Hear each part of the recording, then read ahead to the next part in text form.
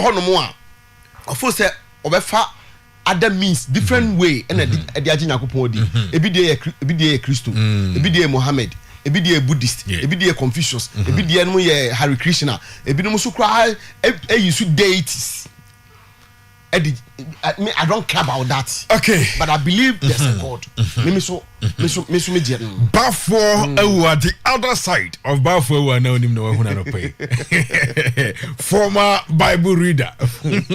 What does he read and I say? That's for Bible that mean petty pay. Me Bible that. Me can't sorry then America. When the need arises. Okay. When the need arises, if I'm called to, commit me can't pee and me can't bro. Okay. So what I say, but I me pay the King James version. And do.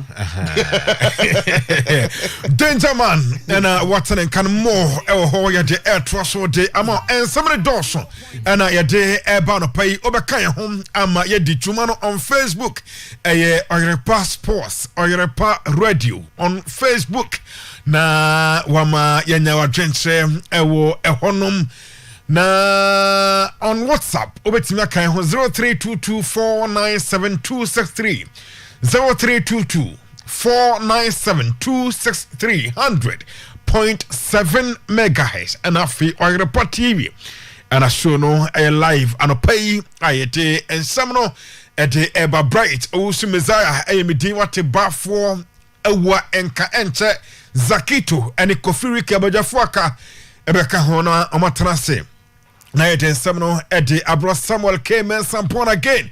As I say, young Fabia Emro Anopai. Now, but for some will fear before, say, Yabaka Monane, Amanane, Miri Namabaho. Now, and some will fear the Ebanua Black Meteors. And yeah, they were lifeless. Now, yeah, Sanke Behana Olympic Games, na Yentimin Conas, you know, but I'm it was a lifeless Black Meteors. Black Meteors are lifeless. Oh.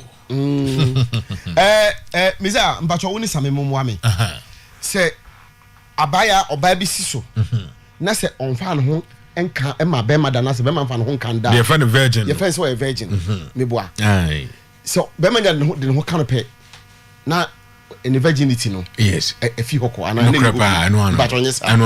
and you cannot call that person or that lady a virgin anymore. Debbie. And then they are to say first class virgin, second class virgin, third class virgin, and titles is still yeah. Oh, go for Ediaba. So we so go hobby where you back up be. So go hobby where you can we jay one so way Lucy first class and the second class and the third class be any baby. Oh me real. If a lady loses her virginity and is no more a virgin. Ghana is no more a football nation. Hey, and I paid what yes. Ghana and a football nation. Ghana is no more a football nation because we have lost it. But I know ye pe amai enuma mama ko World Cup na Ghana ka ho. Africa nyina na Ghana nkwane ko ye. Oh say African Cup ende no kre. Ebi so koy. Nti say o can still a football nation. Because you lose that identity. You call World Cup no, it doesn't mean you say a football nation. Other countries, Jamaica mu nyina akọ World Cup. Okay. Nti me say if a lady a lady who is a virgin allows a man to sleep with her and by that act loses her virginity, Ghana by allowing Comoros and Guinea no more any other countries seem to beat us and eliminate us from major competitions means Ghana has lost its football nation status. We are no more a football nation. We can crawl back and become a football nation. Okay. But as it stands of today, teams in countries we cannot stand anywhere to say we are a football nation. Danger man, I know you one. Me headline number 1. Na coach Ibrahim Tanko kasa o say omo disappointed Ghana nyina na o say trone say ade bia mu no yemfa seda ma o twede ampon nti omo eden yankopon ase na mom omo eba na omo be analyze niam hu kwan a Black Meteors no yebesa hwene yesengine na so bi ma no head coach for the Black Meteors of Ghana Ibrahim Tanko Anyas and kasa baby jet asamojan and a blast players no and ɔsɛ mo yɛ hype mo ketewa bi players yi me sa sɛ bɔ ma ba so ketewa bi mo hwɛ dɛ mo yɛ na no ɛyɛ Asamoah and ɔno nso ɛkasa minim sɛ Congress ɛnɛ yɛbɛdi nkɔmmɔ ɛwɔ GFA Congress a ɛba so July 10th na ni wadu bi ase the petition ahwim makan and if raise issues that are very cogent okay say obi tie so obi pe Ghana football here because me and then I'm going to call on different class of personalities okay to pay attention to Ghana football. Who said Deputy Minister Nakasa? Aye. But I will go beyond the Deputy Minister. You see, maybe another normalization will help Ghana football. Sir. Maybe. Ono o suggest say you know say be yan kan yin nkan mo de yan international competition. Yeah, bibia. Yan petan bi fanto. Yan tina se ne yan ma yan hu bia mfie num fie du. Say ye de hihade ne aye. Na fe no because nya botre hihye ne ye a ebia you will last for about 20-30 years. Yes. Rather than say ubeye no haphazardly. Na fe no I say ejina ho na konkon ho na sabi yes say we into so si dan a. Yeah. So what I say from Accra bono tugu. But what is the bitch na say? That is what we are doing now. And ebe hia ebe send fata say say bibi. But me say me person be bisa wo asem kakra wada ro mani die mu a. Oh miti. Why? Miti. Me pa cho. Se wo ya de enye yie enko ya untimi ka say meja me nya biem. Womba football ni de nim sa. Dabi omo ye football no pa na omo ye ni ye su omo. Say Ghana transfer. Anywhere in this world. I withdraw me home from. Say anywhere in this world, this world can pay two people must have announced their resignation. Resignation dem no ya adwen. So be 30 years Okreku any the coach of the Black Meteors. Cut and resign. But they should have now announced their resignation. Menim say nchiremu wa de baba and I want some because I can't for the life of me see why under him no national team has been success, but at least has given us a glimmer of hope of a future success, not even success currently, but a future success. Under him it is abhorring to say the least. Other areas, but you see I'm not saying say he has brought curse on us, but he doesn't seem to have luck when it comes to the national team. And I'm maybe say Kurt Abreson Kwan started say national team. No, you see, you're not getting me. Look at under Kurt. Almost all the national team has failed in major competitions that they have decided to participate in. You may go into details. You may go into details. That cannot be a sign of good something. I think there's a problem with luck. On leadership of Ghana football. And your name and luck, dear. Luck is okay. Be. As it be no friend luck. On far bad luck. Preparation. Only good luck and so. On far bad only bad luck, only good luck and so. There's a problem with luck or something, or we are cursed by something. Something is wrong. Maybe something is wrong somewhere. Yebaba na. But you see, Meza. Yebaba na. The assemblyman. The DC, the MC, the two MPs, Mr. Enyang, these people, and then the message, I did me one message the ma wo strong message. Now the message ma was minor than my man telling me about what we want to see. Senka weekend the bomb league match or hon mo. Ye timi to ade ma mu nya bibi die. Ye wi ade ni je de bra mo no say. You cannot allow these 5 people ma bo mu din. Say almost this thing to be perpetuated on Obuasi. And they must sit up, they must put pressure on them. And no papa no much omufie. How much no much omufie? More pressure. No more acting because as God must be saved. Okay. But for danger man. But also Obuasi. But me I don't sleep. Oh na. No. Na konkonsa wudi abedada. Di ubedi konkonsa da. And say aduma e konkonsa de die. Okay. Ye kwatie beka wo. Yo. Na ma menka sam we nkyere wo. Ashanti regional circus executives now. Circus, the various circus executives now. National for the fear from catch am say, omuko pressing injunctions on the elections no mu yai. Ba fam ko bia hene ka so mo. Enra omuko tira se no, dia otumfo anko bia hene ba fam ko bia hene aye no.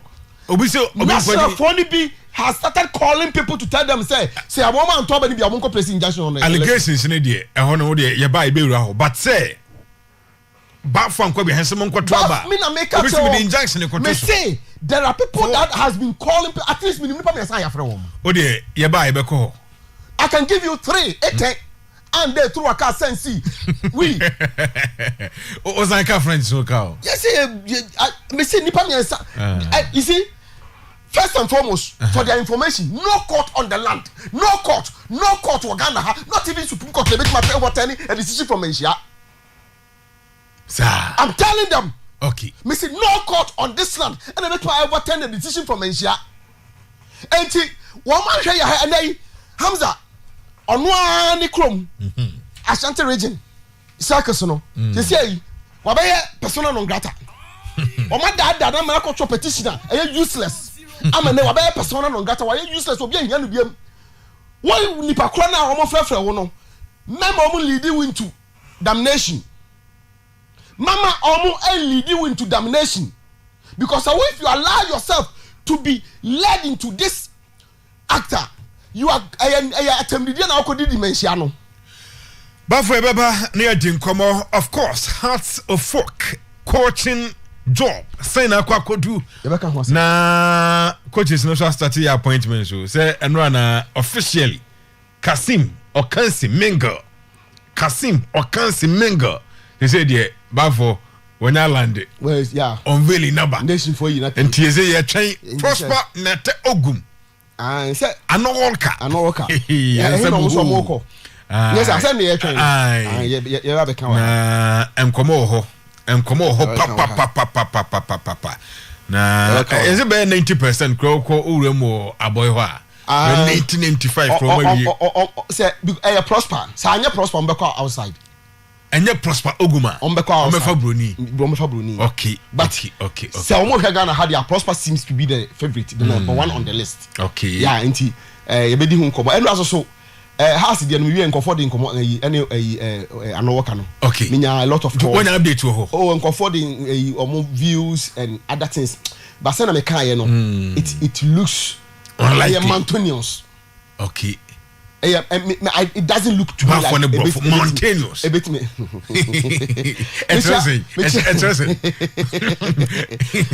The chairman about Madam for Basha UK.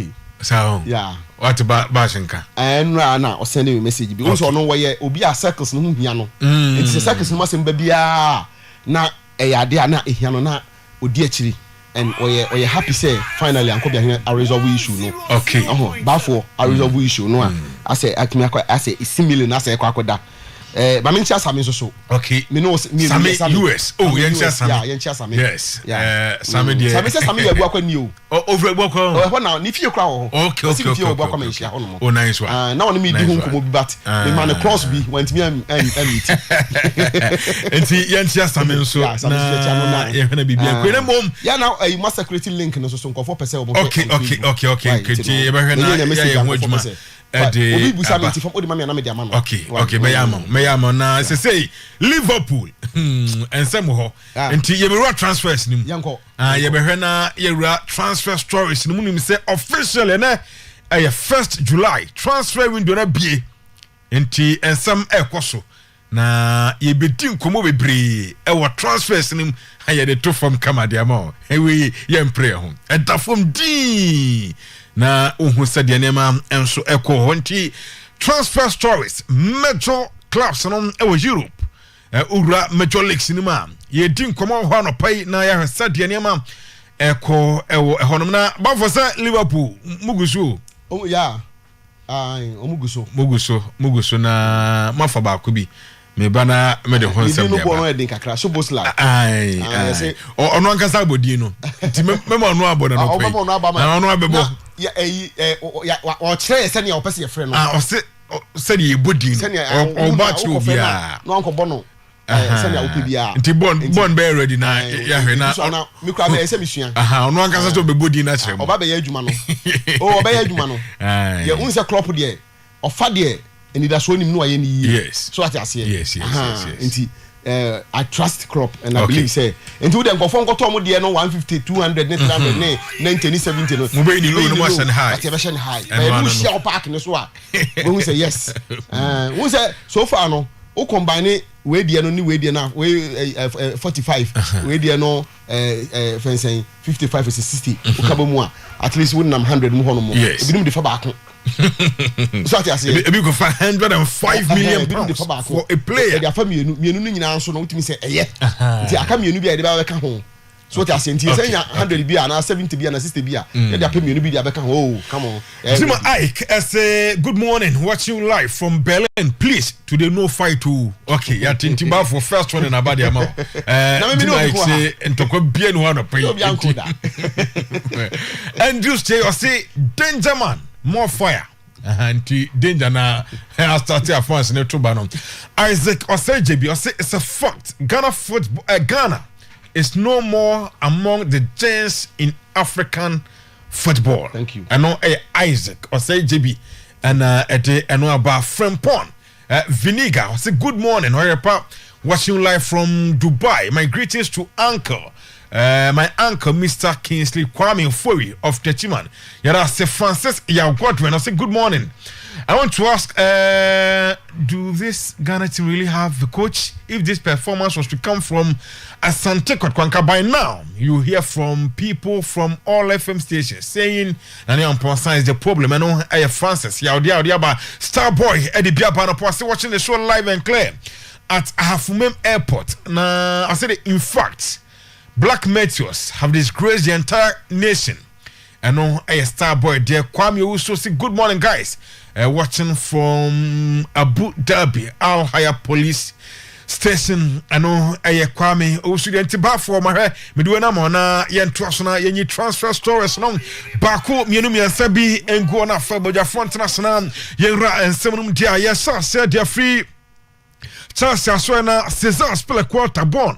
Mame Cesar aspile quarter picture na yantoso na Atletico Madrid ana Cesar did any extra agreement in place so ma agree bia Cesar aspile quarter to Atletico Madrid na Cesar dia tana say contract no until June 2025 ana Cesar aspile quarter 2-year deal ana aspile quarter ekwa sign at ama Atletico Madrid and said some echo honum documents and BBI ready documents and BBI ready for Aspile quarter Orem Ewo Atletico Madrid na wakwa sign 2-year deal jamo mo hontiano said here and some echo so Aspile quarter so ye traso na fe ye ram Ewo Liverpool so na Liverpool ehona yeko Liverpool room ewo RB Leipzig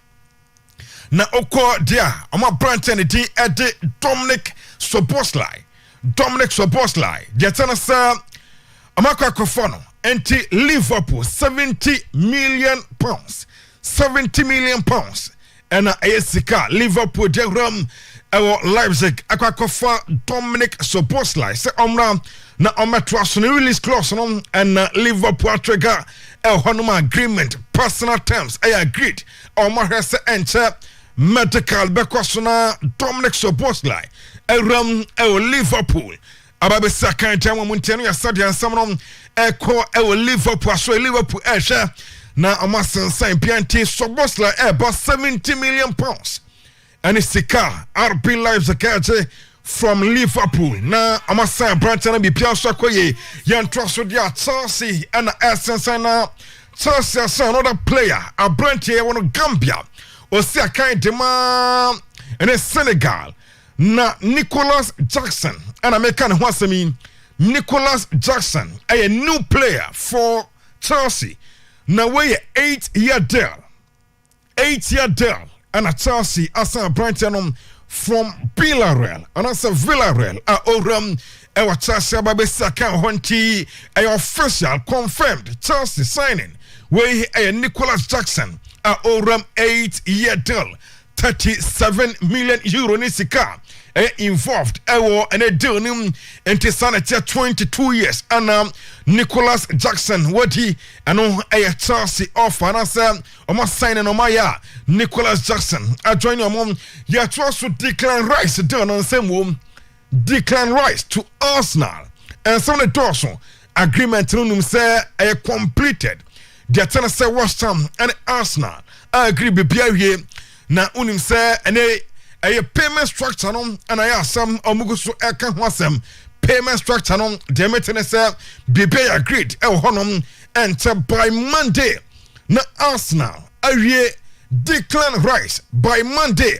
Arsenal be na just Declan Rice and so by a player at them officially 105 million pounds plus add-ons and it's a car Arsenal at the for Declan Rice na we Arsenal be kind of from West Ham na more stories for home after just number open 41 just no open me ba me home come on at the Ebemau me come Manchester United as well now yan trust in come on Manchester United as well dia the Tennessee David here contract no abanawie David here and Manchester United contract over na the 10 year Manchester United ediato David here nim say ontra emane nkoba bia say contract na bana wiye na mum on twentwen so enkomode ekwaso satia baya obatrata na contract nim enti na dia Manchester United ye player na contract abana wiye na o kacha na still emane nko onya ntobo asem fama mum dia Tennessee sikasam ye problem unim say omo aka manager Eric Ten Hag say on tom players ribi ansana sikaba na Manchester United say I top on modima de here e wo say contract na bana wie na so omo entran komode enkoso eno Manchester United at the ensam e babonten sampa omo e confirm say the here contract ni over na mum omo din komahwe so betima test the contract num enso ade amano eno e said ensam e call e wo de here and Manchester United contract about here and enkoma omo edi yanto so e wo Manchester United hard here me catch us anra Man U at the official statement about Pontin almost said the year's contract is due to run out but discussions remain open with a long 7 goalkeeper and Thomas said I'm going to David here it was so a ding come on I saw about that and the contract to me say the contract na by here and so honum I official said yeah Chelsea and AC Milan Ruben Loftus-Cheek AC Milan was signed 4-year deal and a demo AC Milan enti Ruben Loftus-Cheek and you play and for Manchester BM on AC Milan area say otoso home na omakwakodi and aso matroso na bibia koye enti the Tennessee 16 million euros 16 million euros plus 4 million add-ons and Chelsea ajane Ruben Loftus-Cheek aje rum AC Milan into official 4-year deal and Loftus-Cheek assign at the Ama Milan honum yatwaso former me call Liverpool na yatwaso Liverpool aswedia the Tennessee adjoin a goalkeeper at the Liverpool na what's on a contract in at the Liverpool or for the next season 2023-2024 season no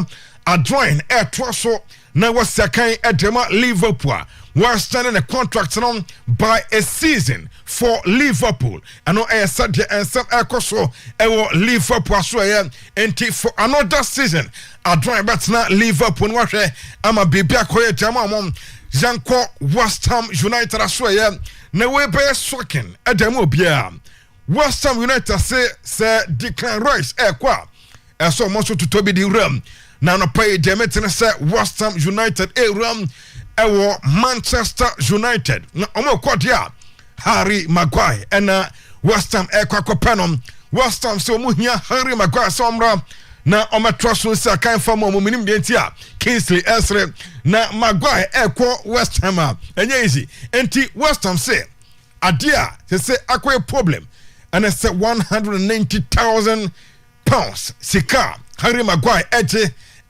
ene Manchester United no and amadon no etwentwen so kakra and komo he na omo said the bear obeti ne sika ne so ne weekly wage no na former fan enti £190,000 a week sika Harry Maguire no ano ana West Ham Sanka Maguire enso behwe na wate ne sika no so sade ya bibia beboa na omatimi afa no sade ansam akonte David Moyes ene Harry Maguire go so 18 komo Sanka ontene wage na so fa momom na omahwe emfa na bibia enso enkwe honom yeto so edemo dia Newcastle ana Abraham Arsenal na Newcastle ko Arsenal dia Tanasa Kieran Tierney and I'm share so much me afano no about trust was can't tell more Newcastle so me pay sir 10 number fanon na waba na £25 million and it's a commercial na omagenti Arsenal say the Tanasa Newcastle and for £25 million and for Kieran Tierney na bibia so nkwe ho West Ham asua na me wona West Ham say sikaba amugo so mo hwe say amonso benya players aba omo club room na West Ham targeted Juventus midfielder Dennis Zakaria and a West Ham has on befano na West Ham say £15.4 million 15.4 million pounds amo hwe Ejerum ewa Juventus na amane Juventus adin komo sade baya amate Dennis Zakaria ebe mo entin komodia ekoso honom no yetwa so edema more ewa transfer stories num more and our transfer stories num unim se makaso se window na bie enti yedin komo pio ho na mom mamin transfer France na ye hwe nsema ekoso ewa Christophe Galtier na unim said the former OJC Nice manager no ne ho basam Emmanuel apostle kwa chene ba adeka home OJC Nice no or the same kwato dwa na mpanefo ne say a racism na detana sa Christophe Galtier emro OJC Nice ena on a club ne nkomodem we email and send them club officials and say na mo build the team makofa blacks atuntumfo nkwa na makofo moba sabi atuntumfo a amu ye fi ana mojo moba club num anya no kwa o de so say edu Friday bia half of squad na me wonom half of the squad eco mosque na me hear me players na omo be training na aboamenom na omo se mosque se omo ebo mpaye ensemi a Christophe Galtier ko kan no adena toamaniem ama sese no a makato sa post for kwache no etene baka ho okokot na detena sa December 15 obesa so ram our court bosume na safia omi December bosume that also dunum 15th December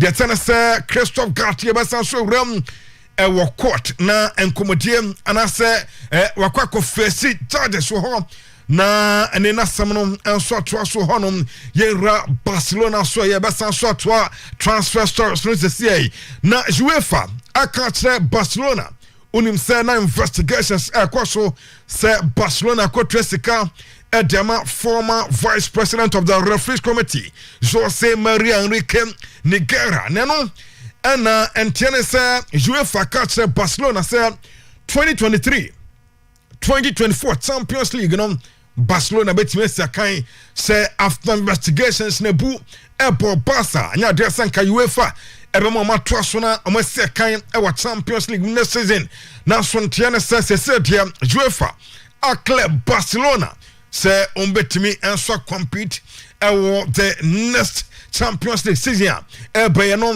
e sadian some e kwaso nim sa draw no August 31 and UEFA Champions League draw no enso e baso no e sadian some e ko ho na bon mayenko Messi na yeni nkoma kakra o Messi aso e na sikedo urama Messi eram Inter Miami home and okoto so sia kan ewo ehonom na detene say Messi ewo 4 apartments ewo Miami na 4 apartments no Messi sianso no 4 apartments no kaboma aya 15 million pounds oka Messi 4 apartments ewo Inter Miami ni boma sanity 15 million pounds still Messi say ohia edan ewo nsua no eni otima no ohwem epone so saa enti opedan ewo epoano Messi say dey 4 apartments ni nyina pictures on Facebook or the passport Oyerepa Radio na down on enti Messi say dey ne 4 apartments ni nyina so no ɔpɛ ɛdan a ɛwɔ nsuo na pona no sɛdeɛ ɔte pona no hɔ a anaasɛ ɔte dɛ anim a ɔbɛhwɛ pona so saa na biribi akɔyɛ ɛhɔ sika dampa enti no ɛyɛ sɛdeɛ nsɛm ɛkɔ so hɔnom ma minwura transfers nim kakra na yɛntoa transfer stores na so mfama mɛka sɛ ɔsɛ Declan Rice mɛwuram na yɛdi nkɔmmɔ de afa number 41 jersey a ɔse ɔpɛ no na tietie nie 41 jersey no ɔbɛka sɛ Alex Iwobi ɛde nsɛm bɛto dwa so ɔno na ɔwɔ Arsenal you team no no ɔsɛ 45 jersey na nso ɔwura senior team no ɔmɛka sɛ ne sɛ daabi ade jersey numbers nyɛ nsɛm ne nduɔ saa o enti ɔbɛgye number 17 na no ɛna ma nkurɔfoɔ kasa sɛ nsɛm Alex Iwobi de bɛto dwa no sɛ saa na teɛ a ɛneɛ na 41 jersey a Declan Rice ɛpɛ ɛwɔ Arsenal no nya adeɛ sɛ ne nsa bɛka ɔmɛhwɛ na ɔse Arsenal policy ne sɛ jerseys na ni kwan sɛ du hɔ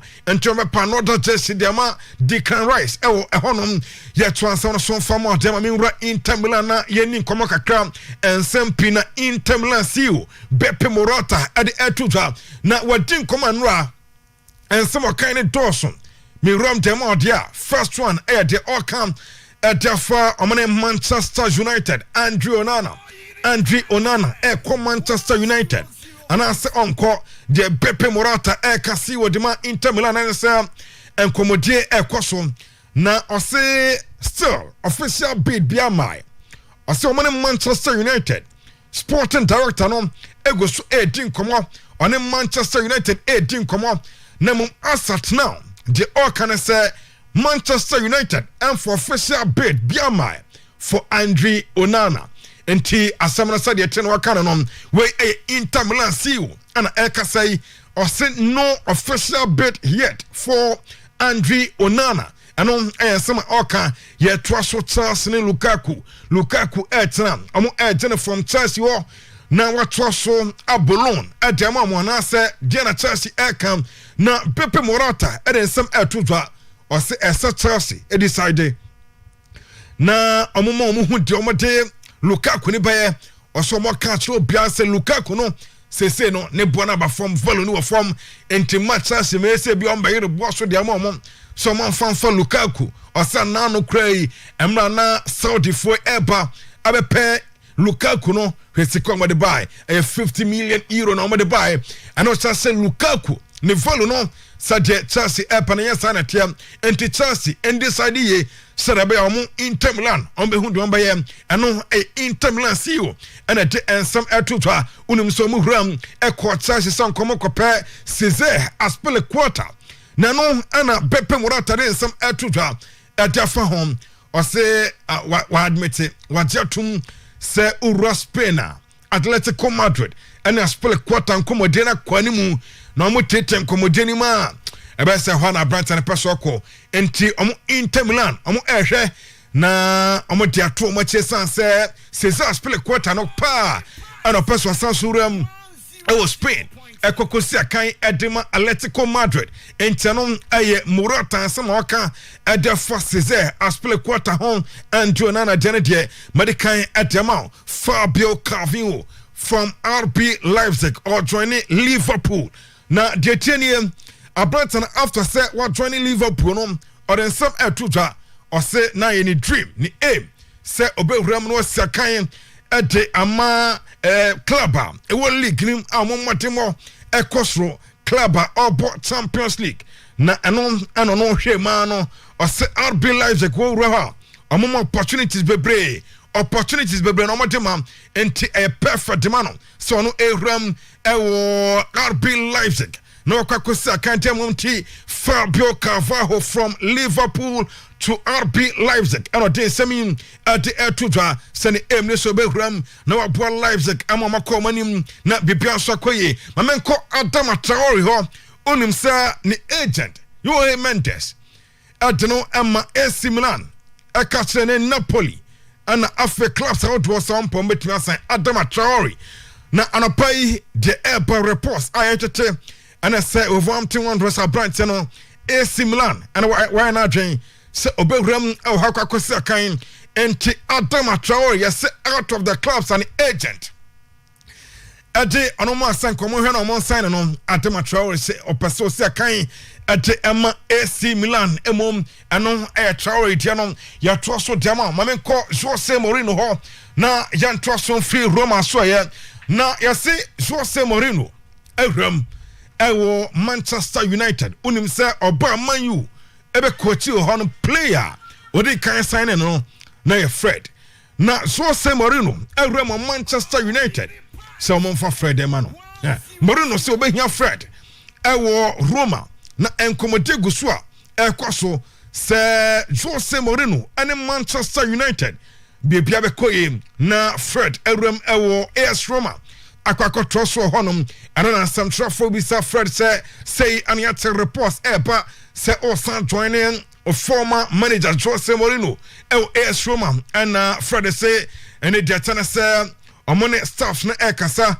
na one Manchester United mpani fonso be din komada fa ho de okache obiane say a club Manchester United and a bet take a decision so about joining AS Roma and answer uncle or simple prayer ekasa dia ane Ten Hag so be na omadin komo o se Ten Hag manager oni player bia din komo de all kan sen komo de be koso club ni jetum se ono Fred enko AS Roma enko troso ho a oy ever ready so no so be Roma akwakọ troso na wasa kan edama AS Roma no sadia sam no enso eko yen troso enfama dia mamenko Manchester City aso ya na uram ewo Manchester City Pep Guardiola assistance na die omugo so Jayana omu eje adwuma no na another one asansoba de tana se uram ewo Manchester City another assistant coach ade adwuma na we Rodolfo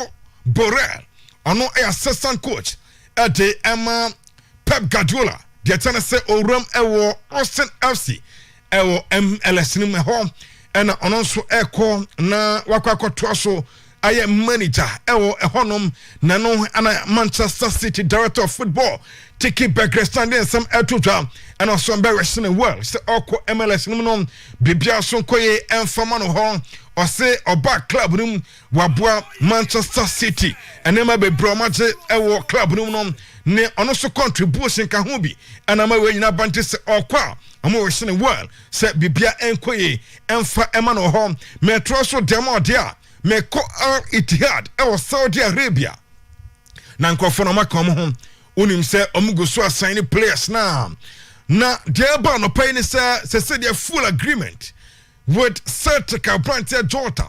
Yes, Al Ittihad and Celtic awie on Jota se omra na ometro so ho emne Jota are subject contract proposals amo demano negotiations ego so ekoso so no so behram na wakakosa kanje ama Al Ittihad ewo ehonom ya troso demo dia saying that your club statement number Sandro Tonali donom a closed and sealed na by weeks ago ni and omudi extra the tennis said here a official Sandro Tonali the tennis said Newcastle eba na so no weekend na announcement no and na mete se ebeba so Sandro Tonali Newcastle announcing and no said the hunsam and so 80 million euros and the sika involved and to say and some and so te honum no ya troso e de amount ya my room na jenin komo and for Gareth Bale home na Gareth Bale and eka say or kasa or come be there for Ronaldo home Gareth Bale say oni Ronaldo ewo Real Madrid no or say so mu lose game and say so mo say omo win the game no mo say 5 Krana say Ronaldo answer goaler na Ronaldo adwa Gareth Bale na eka say o say Madrid bubble na say Madrid asa 5 goals etin kunim na say Ronaldo answer goal kra na wadwa na o say ebasa odu dressing room ha or run the boot na watu boot na to baby ni na say Madrid adana Madrid elbow ball na Madrid asa 5 goals na ono Ronaldo once go ni bi anasa Madrid elbow ball etin kunim na ono Ronaldo no go no once bi enti wey Gareth Bale and I think some way ba say Cristiano Ronaldo amra no no Real Madrid no say ekoba say Madrid bobo adim kunim krana say ne Ronaldo anse gwa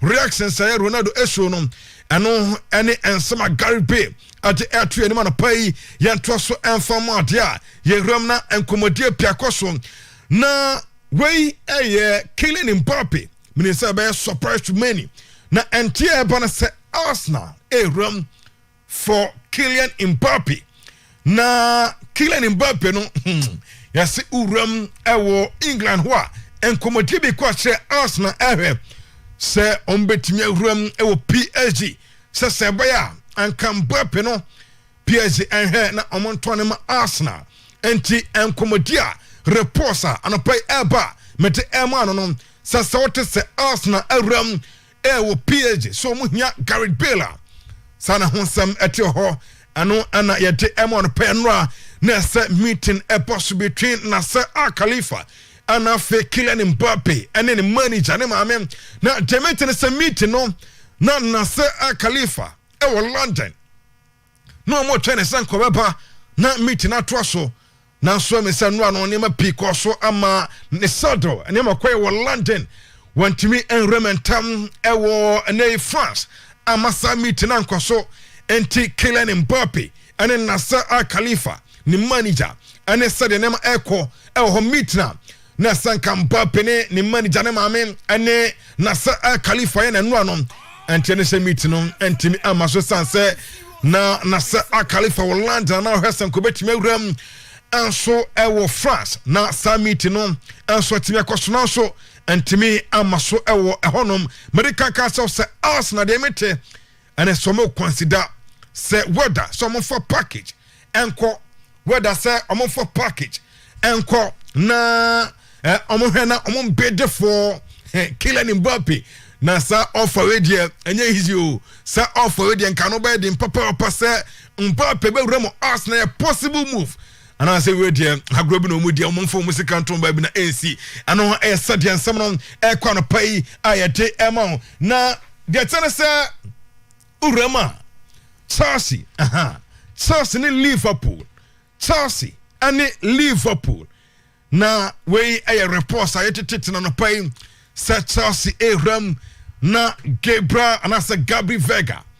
Gabri Vega omo ram ahe say Celta Vigo Medford anon ompenya no ama we ram e Chelsea na Liverpool Chelsea and as I said there omo air fighting for the signature of Celta Vigo midfielder Gabri Vega the atana say say abrantie urama Barcelona Real Madrid ena epeno release clause na ya 40 million euro anisika aya ni release clause na so Chelsea ni Liverpool aye ready sell and on befa abrantie Gabri Vega from Celta Vigo no so remember be second time amon adagula dianon ya say no meeting course Barcelona director Deco ese adagula ya say abrantie na so onye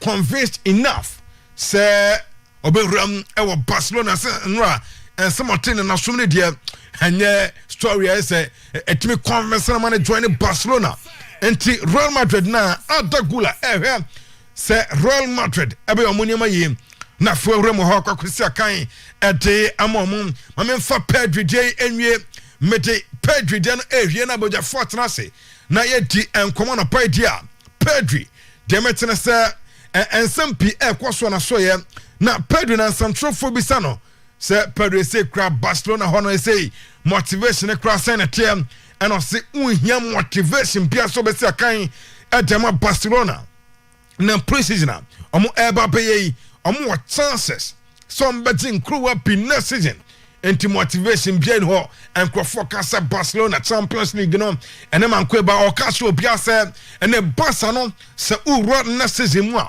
and afina akwakope motivation bi ansa na waba be sakan ede ama and I say Barcelona enti next season mu ewrami detane say motivation no and so omo sambo sadia be ya enkruwa no mo ombete na bibia enso akoye hono no e sadia reports na eba ya de ema onsam no mo ene ho transfer stories no egusu a etwa guna so aseboja fortress na yewram edi enkomo efa transfers awodwa ekosumnim said Declan Rice dia no mo ho na say urema Andrew nana dear ha intercede oguso ansempi and okam de afon Lucas Hernandez he say medicals na no mo ye na de tana say Lucas Hernandez ebe new player for Paris Saint-Germain. Official statement omuguso mo prepare Bayern Munich approve bibia 45 million euro plus add-ons and PSG at the F4 Lucas Hernandez and honum American Carton says confirmed say Cesar spell a quarter and so Atletico Madrid and no air study and some also Koso honum and Tabada Fortrase na yahena yedi and komo bebre ewo honum na after set transfers na question ebie Zakito etnasa sansona kofiriki etnasa na yedi komo pi ede afa transfer stories no enti more and no player yede on live on Oyerepa 100.7 Oyerepa TV na yedi komo ede afa transfers no enso Zach say bibia boko de na enura no na so twem na yidi nkomo bia be me se me hwehwe wa ma hu sa ai o se wa amfra no so me hwehwe wa sa me ya be du njara o se me nkra bia be du njara oh enkra de bi mai enye de odwen no sa enye de odwen no se na ka de aso fa arafia o mani ya na ka me hwehwe o me yidi nkomo bi but me hwehwe no hu se chairman ayi na nya tuni de na mbetwe me kwa na me hu say yi nisi ho o betli ni ho na me so ni o kwada da transfer say koso say Roman Opay na yedi nkomo bebre na is Manchester United na ana die mo pesa mo ye ne sa asamo and player and contract wa unya man offer bia o say man nkosan ma club bi on train the yebedi di yon komo eka nyama me ba be discuss okay in the first place okay menye as a United supporter menye happy with kwaya mafaso United handle David De Gea situation at Manchester United. He's a fine goalkeeper. Ofano ebia is a fine goalkeeper. You say goalkeeping there enye Henry Nanseya yaba fedi say team bia so pe ball playing goalkeeper. But you understand the coaches no why omo here a ball playing goalkeeper because one Messiah say the best way to defend, there's no better way to defend than keeping possession. So the act of defending now, yes, they be I can want some no. There is quite being where first I defend there papa sense team no hold on to possession. And see washa time na Barcelona at their peak under Pep Guardiola, Okoye, Gerardo Tita Martino, Luis Enrique, and all those coaches who passed through Barcelona within that time, no more peak, you know. Who were their defenders? 5 and 5, no. Now Gerard Piqué and Carlos Puyol. Puyol was the only like natural defender in that centre back. You do bimpono. No want to be the Abida, Yaya Toure, Javier Mascherano. Ako center back winning games. Do you know why? No omode Abida monne Javier Mascherano ne Yaya Toure. Ebo center back winning games because they were no mun defend a lot. Barcelona were not defending a lot because on a neighbor game now, Barcelona will hold on to the possession no more. And you know, the defenders of Barcelona had little to do when it comes to defend them because Bono or Mokta Bono more. Today, Man City, Ruben Diaz, before Ruben Diaz, no, Akanji. Before Akanji, I joined Man City. Obia washing beer and the bonus to be so Akanji Nadi. 0.7. Do you know why? Because at Dortmund, no, Omunye like typical team over dominate a lot of possession. Ono mo buy 50-50 omo bobi na osu bobi. And Akanji aye Eropun centre back at Eropun centre back at Dortmund. But so more like Akanji Bono Man City. Yeah. At Man City, on a lot of defending because Man City only babo na obabo no do na you know Akanji will have a lot of defensive attributes to do in the game. But the ball okutana on the ball, but defending he is very poor. So Akanji today is playing better at Man City because at Man City on a lot of defending. And the City centre backs no. Ule mu from all the team bia mu a European that Manchester United team of last 2 seasons ago because they can't play no team more in that Manchester United team because now so defending more. Eti football na sisa coach ni feel say the more ukuta ball no pressure mba also. Eti no dey be America. And I've given examples of how our City team, no, Ruben Dias. So we hear Ruben Dias or Portugal. As I make you but me I say, Ruben Dias onye grade A centre back Messiah. Ruben Dias onye grade A centre back. So we share or Portugal. You understand my analysis here? Grade A. That be onye bi. But what the national team is going and everybody no. So when we Portugal. I'm trying to. I'm my example. What's it? Okay. My analysis na say.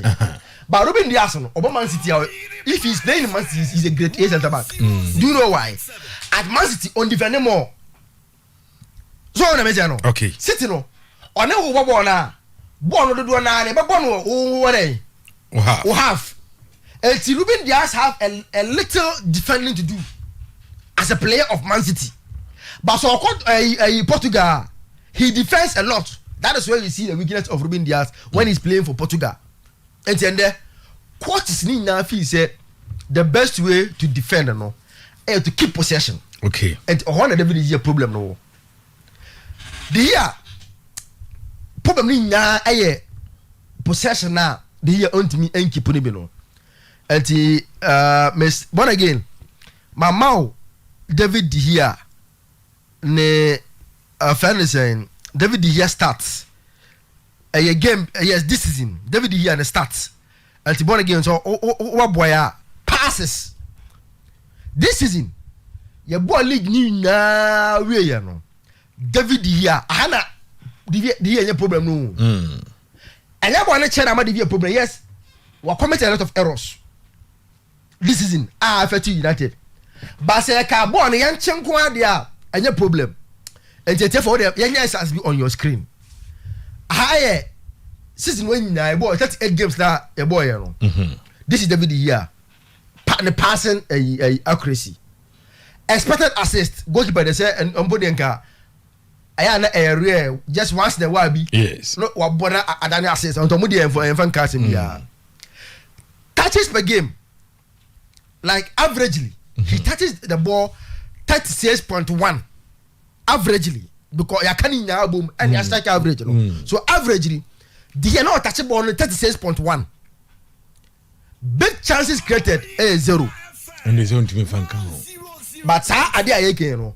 Allison mo, me more Allison starter. The big chances created ube hubium. Me more Edersona ube hubium. Me more Onana ube hubium. Big chances created. Yes, as a goalkeeper. Yes, because how counter attack. So. City and now counter na Ederson Archibald no he is able to give a long pass so now create a chance that Man City like it will be very unfair so be able JJ yes I'm trying to give you an added advantage okay as I keep so what the here NB the here say be United any counter ultimate for ball no one pass and creativity but Ederson etimi here Alisson Ebeyamo Andy Onana and Co Diego Costa of Porto they are able to do that in the year 8 minutes now the next one key passes per game so the key passes 0.03 so what's the difference between touches per game and key passes per game Sebon what touch ya what touch ball then you have to pass okay boy the ball you have to pass. As a goalkeeper, and a player there, unya bo we pass. Our pass into Hana. And Hana a problem. So the key passes. 0.03. Just say no cry. The pass and the and yet accurate passes per game. Just imagine 19.5. And the Oscar 68%. And yet accurate passes in the own half 17.0. Accurate long passes in the opposition half here 2.4. 27%. Accurate long balls 4.9. 36%. No aba. This is every year season winning now. Born mama the other one no. Na Messiah entiase. Ana asamina ewo. Because me chamo ne Manchester United this season. And United against Man City. I'm trying to just let you understand the problem no. For you to know baby and the United now where game by United boy against Man City. So we show sa FA Cup game na United boy nansi ya. Yes. Opa the touches na say 43 so on touches 43 anameboa. Aye. Accurate passes about the 40 na say 17. But 17 minus 43 say what the one me pasa una asa unjindi asa asa make on tiase and asa unjindi 43 minus 17 number 26 and the ball no onya 43 no on the 46 akoma open and the ball na che 26 yes onya ball no touches no ono ne na ka ball 43 no David here in the game against Man City 26 or the chair Man City for no. But Zach, make me argue say if a goalkeeper that go post move na possible man na say or the cha it means say the defense line also problem ho. David defenders need then anymore no. David I say almost a question mo. What the ball? Maybe what the ball just pass. David what pass am me. Maybe at that time I pass ball na me. Press am so. Ebi opponent na press me. So the best way is say be the ball be come. O dey blame me. Na me pass na mistake ka. I no be me disadvantage. But the defense line na won anim no must be blamed. If say e blame ni say be an touch so nya. Abi sa ata okay. Sa boss o dey ma Ederson mo a they will pass very well. O dey ma Alisson they will pass very well. O dey ma Onana they will pass very well. Me who ni say. So what I say? It seems say the man you know I'm falling out of love. The man I'm finding an excuse. There be any love. David here since about Manchester United. He has never been a bad goalkeeper. Say I'm fine Sanchez born a day. Only say now what is the primary responsibility of a goalkeeper? Only say teams na Ederson. Me I've never believed in Ederson say I'm fine Sanchez born. Ederson he's never a better goalkeeper than David here. Alisson Obenya season a very good 1 or 2 season bia comfort jibon so sa afi put almost no ya dey the year afi Liverpool for now say sana Alisson yanchi ball no dey on do the year but who the difference Zach enuntina goalkeeper nko na what the advantage ordinance abechibo see but sa boss no say the boy the money never can no that is a football now who the here the argument is that ball no keepers how the ball no kwacha o the ball no kwacha pressure comes back to you o the ball no check opponent no pressure is coming back to you but the more you are keeping possession no keeper no onye save mbonye the more you take ball no it washa Man City Ederson on time saves Alisson once in a while no I save so eti baby United agent no the year is a very good goalkeeper me I'm not happy with how they are treating him if he's a 5 times Man United best player of the season Golden Gloves he was telling me the last league United edge year and the Ferguson no the year was Manchester United goalkeeper and the Silas Ferguson Europa League waje and the Carabao Cup waje 2 eti me feel say kwanya was so Manchester United no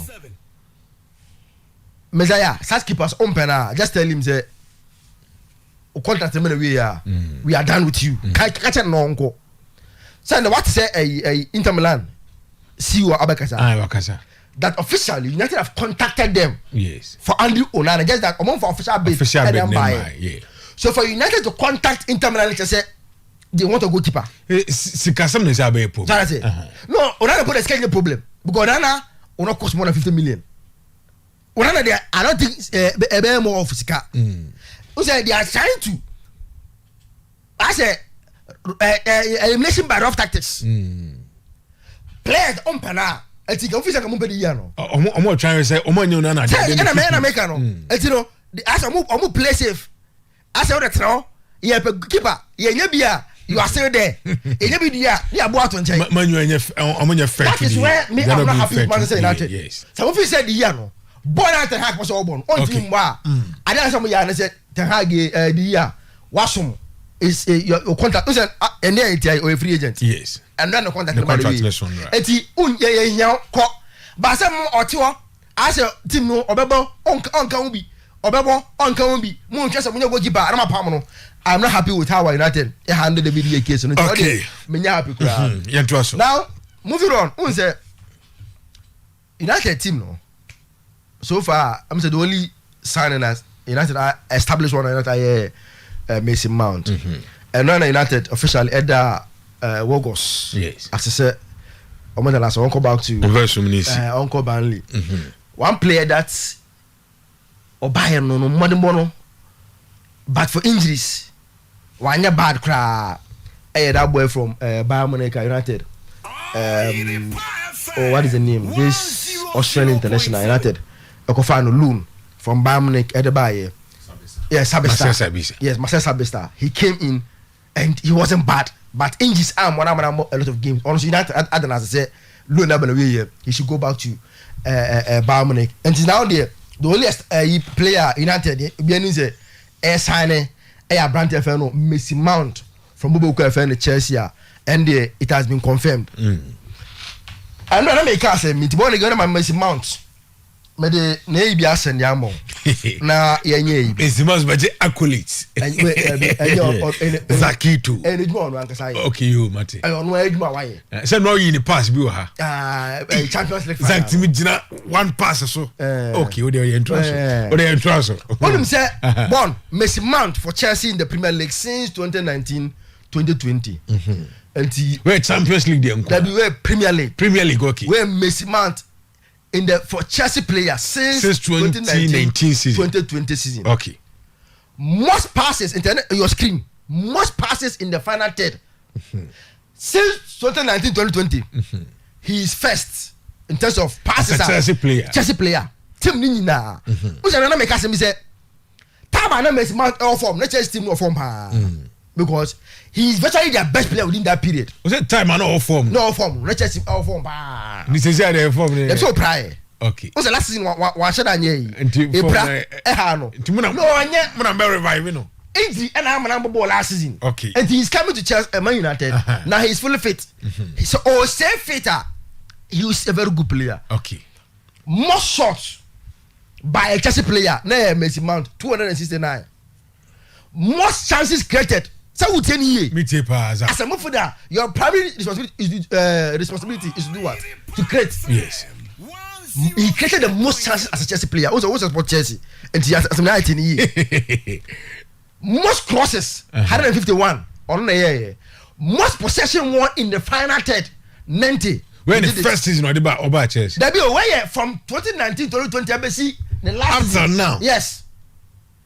Chelsea play beer ball. Beer from that player never seen the piano. Be Chelsea play beer piano. He first. Most goals 27.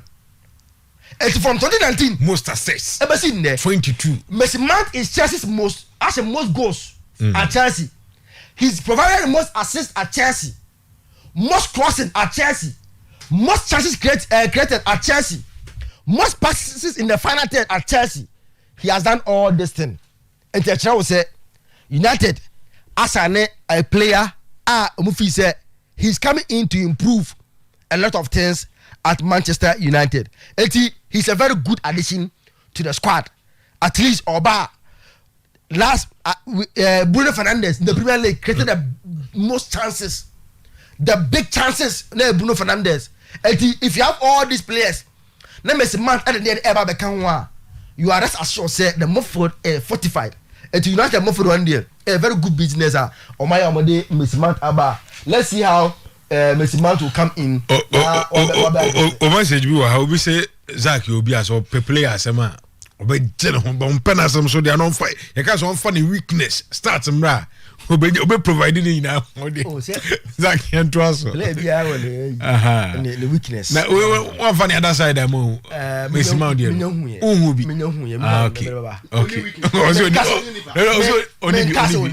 Onibi.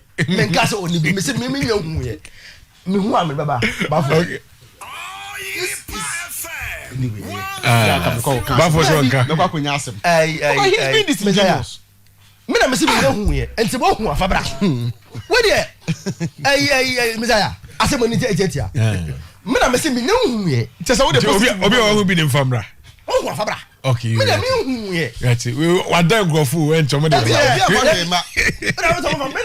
ni bi oneba ye nyina ye wa ha wo de bi ni oneba mina Miss Mount no we faultless. Enti da bi men ka sa pa chaw me da men ka yo me say I don't pay me be ya me adwuma yi de they making kind of me who the fault I think say only fault or fault but me hu ye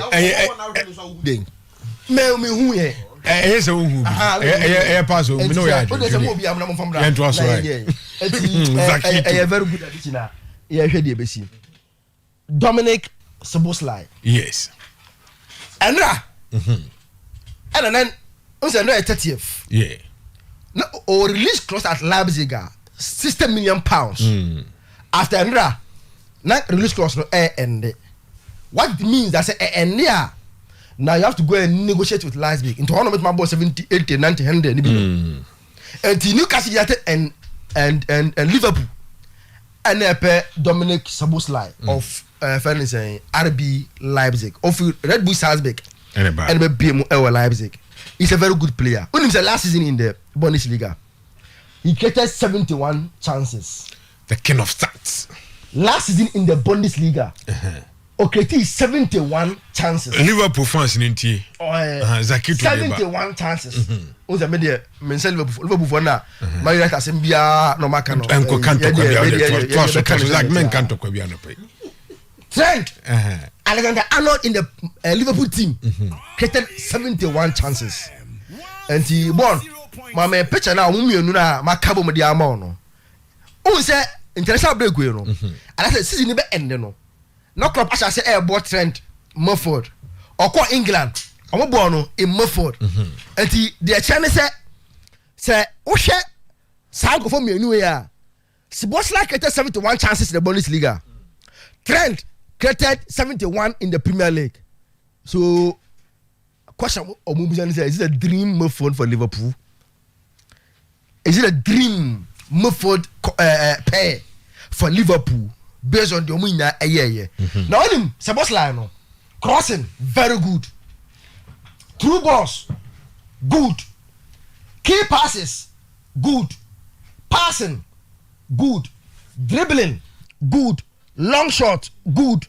Direct free kick, defensive contribution. Some of this now, Messiah. Say when you are defending, he's able to come back and also help in defending. That is Dominic Szoboszlai. And very good on the ball. So hold up play. He's very good with that. But Adebakwa, Liverpool for Nomutia, onya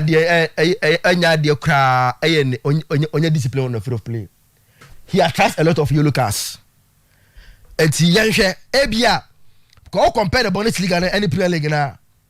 The physical nature of the Premier League also same Bundesliga. And your ability, and I said the rate at which you get your card, Bundesliga mono, higher than in the Premier League. Messiah, indiscipline when you be cry or J-Cars, Papa. And to share the last also on your indiscipline. On your indiscipline, or J-Cars, Papa.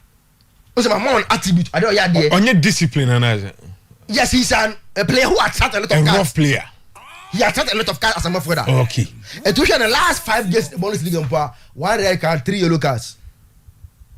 1 red card, 3 yellow cards. Last 5 on Last 5. Yes. 1 red card, 3 yellow cards. Yes. game out of 5 games Onyaka of 4. Yes. He's a player that as a midfielder he attracts a lot of cars. And I make say Bundesliga also no and said a rough sir. The physical ability of the Premier League also say Bundesliga and be attacking be a card or Bundesliga no. And the Premier League more card. He's a very good player. Liverpool are a very good signer. Let's see say Obe how he can come with McAllister and co and improve the Liverpool midfield no. Very good signer. Yamo for making such a very good signing. Team Chelsea. Nicholas Jackson. Yes. At least a weakness. So what advantages be pre? Who's a amount to so my one. But like he's a good player. No, he's a good player.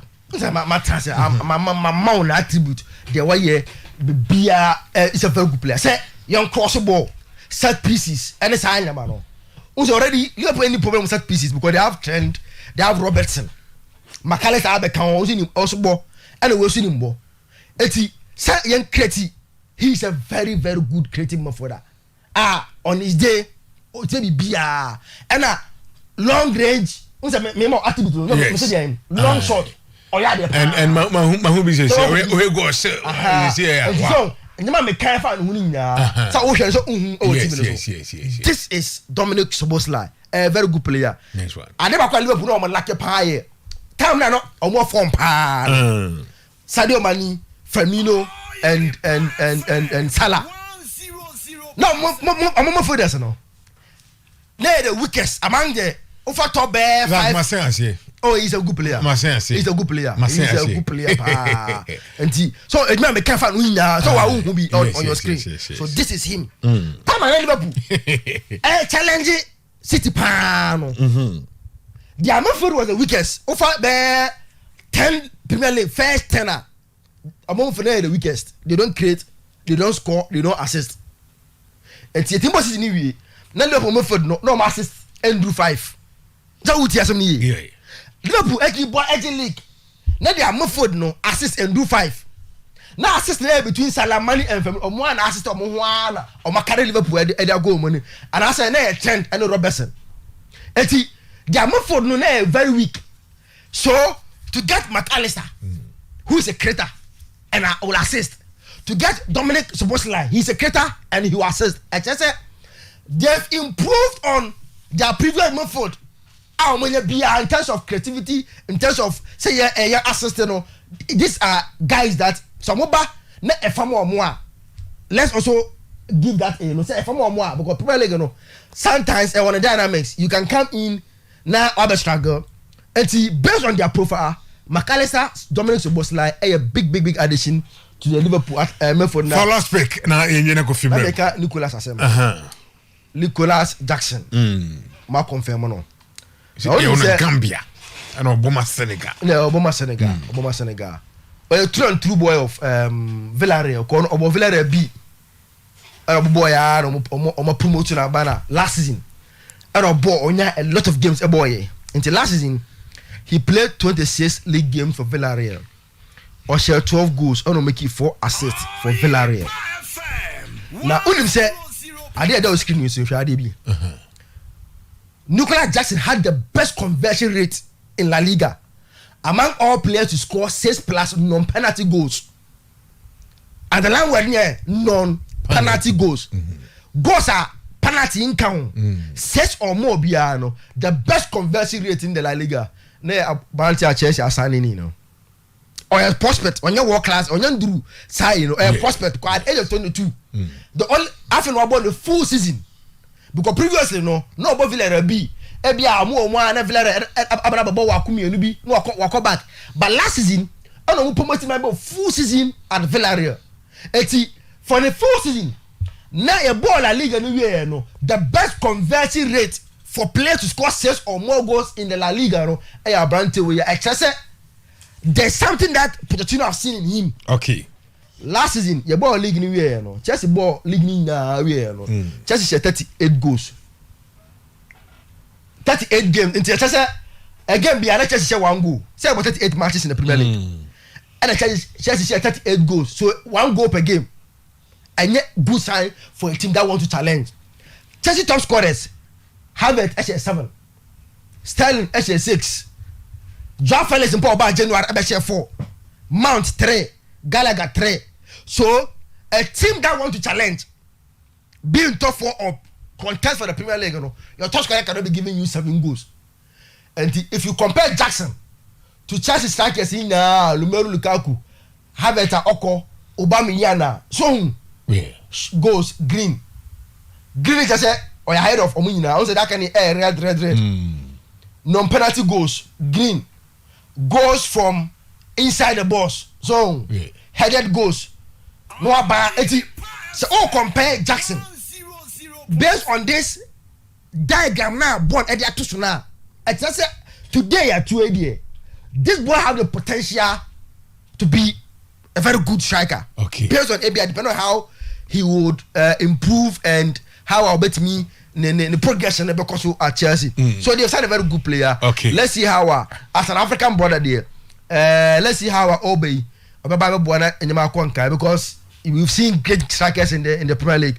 DJ Drogba a clear example. How Oba Chelsea from nowhere he came and took the Premier League by storm. And see, let's see how about Nicolas Jackson and Ever Chelsea, how he come there. Extensive one from Zakito Zakwabojma Papa Zakito na Watson and Khan. Odie transfer desk players are clubs na S and Wama Yahu Sadye. Omomo demonity, yes. Zakito no. Simba Madridista or say Oyerepa Sports. The best watching from Makwala Market.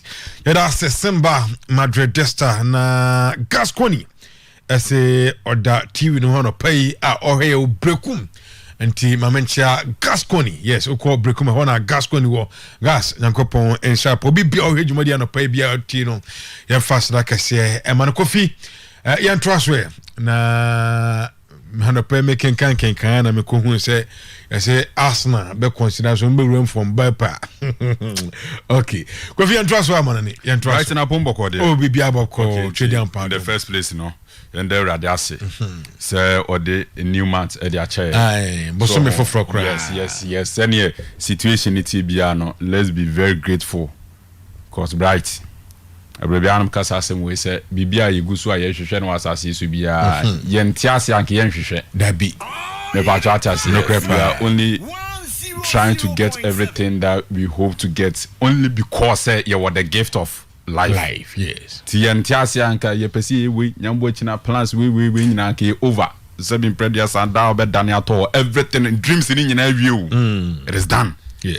And to say radiadom na say bosom enso ne ba for July enso 7th month. Yeah, until you read the second half of the year mu. It starts with July.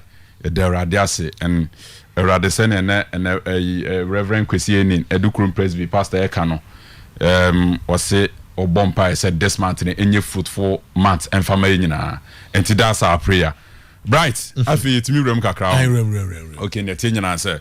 Born again, let's discuss our brand friend said David Digier and they are there Manchester United for a day boy no. In the first place, I don't blame the coach friend said Ten Hag. I will not sacrifice Digier for any reason. Mimi Kofi champion. Men sacrifice David Digier.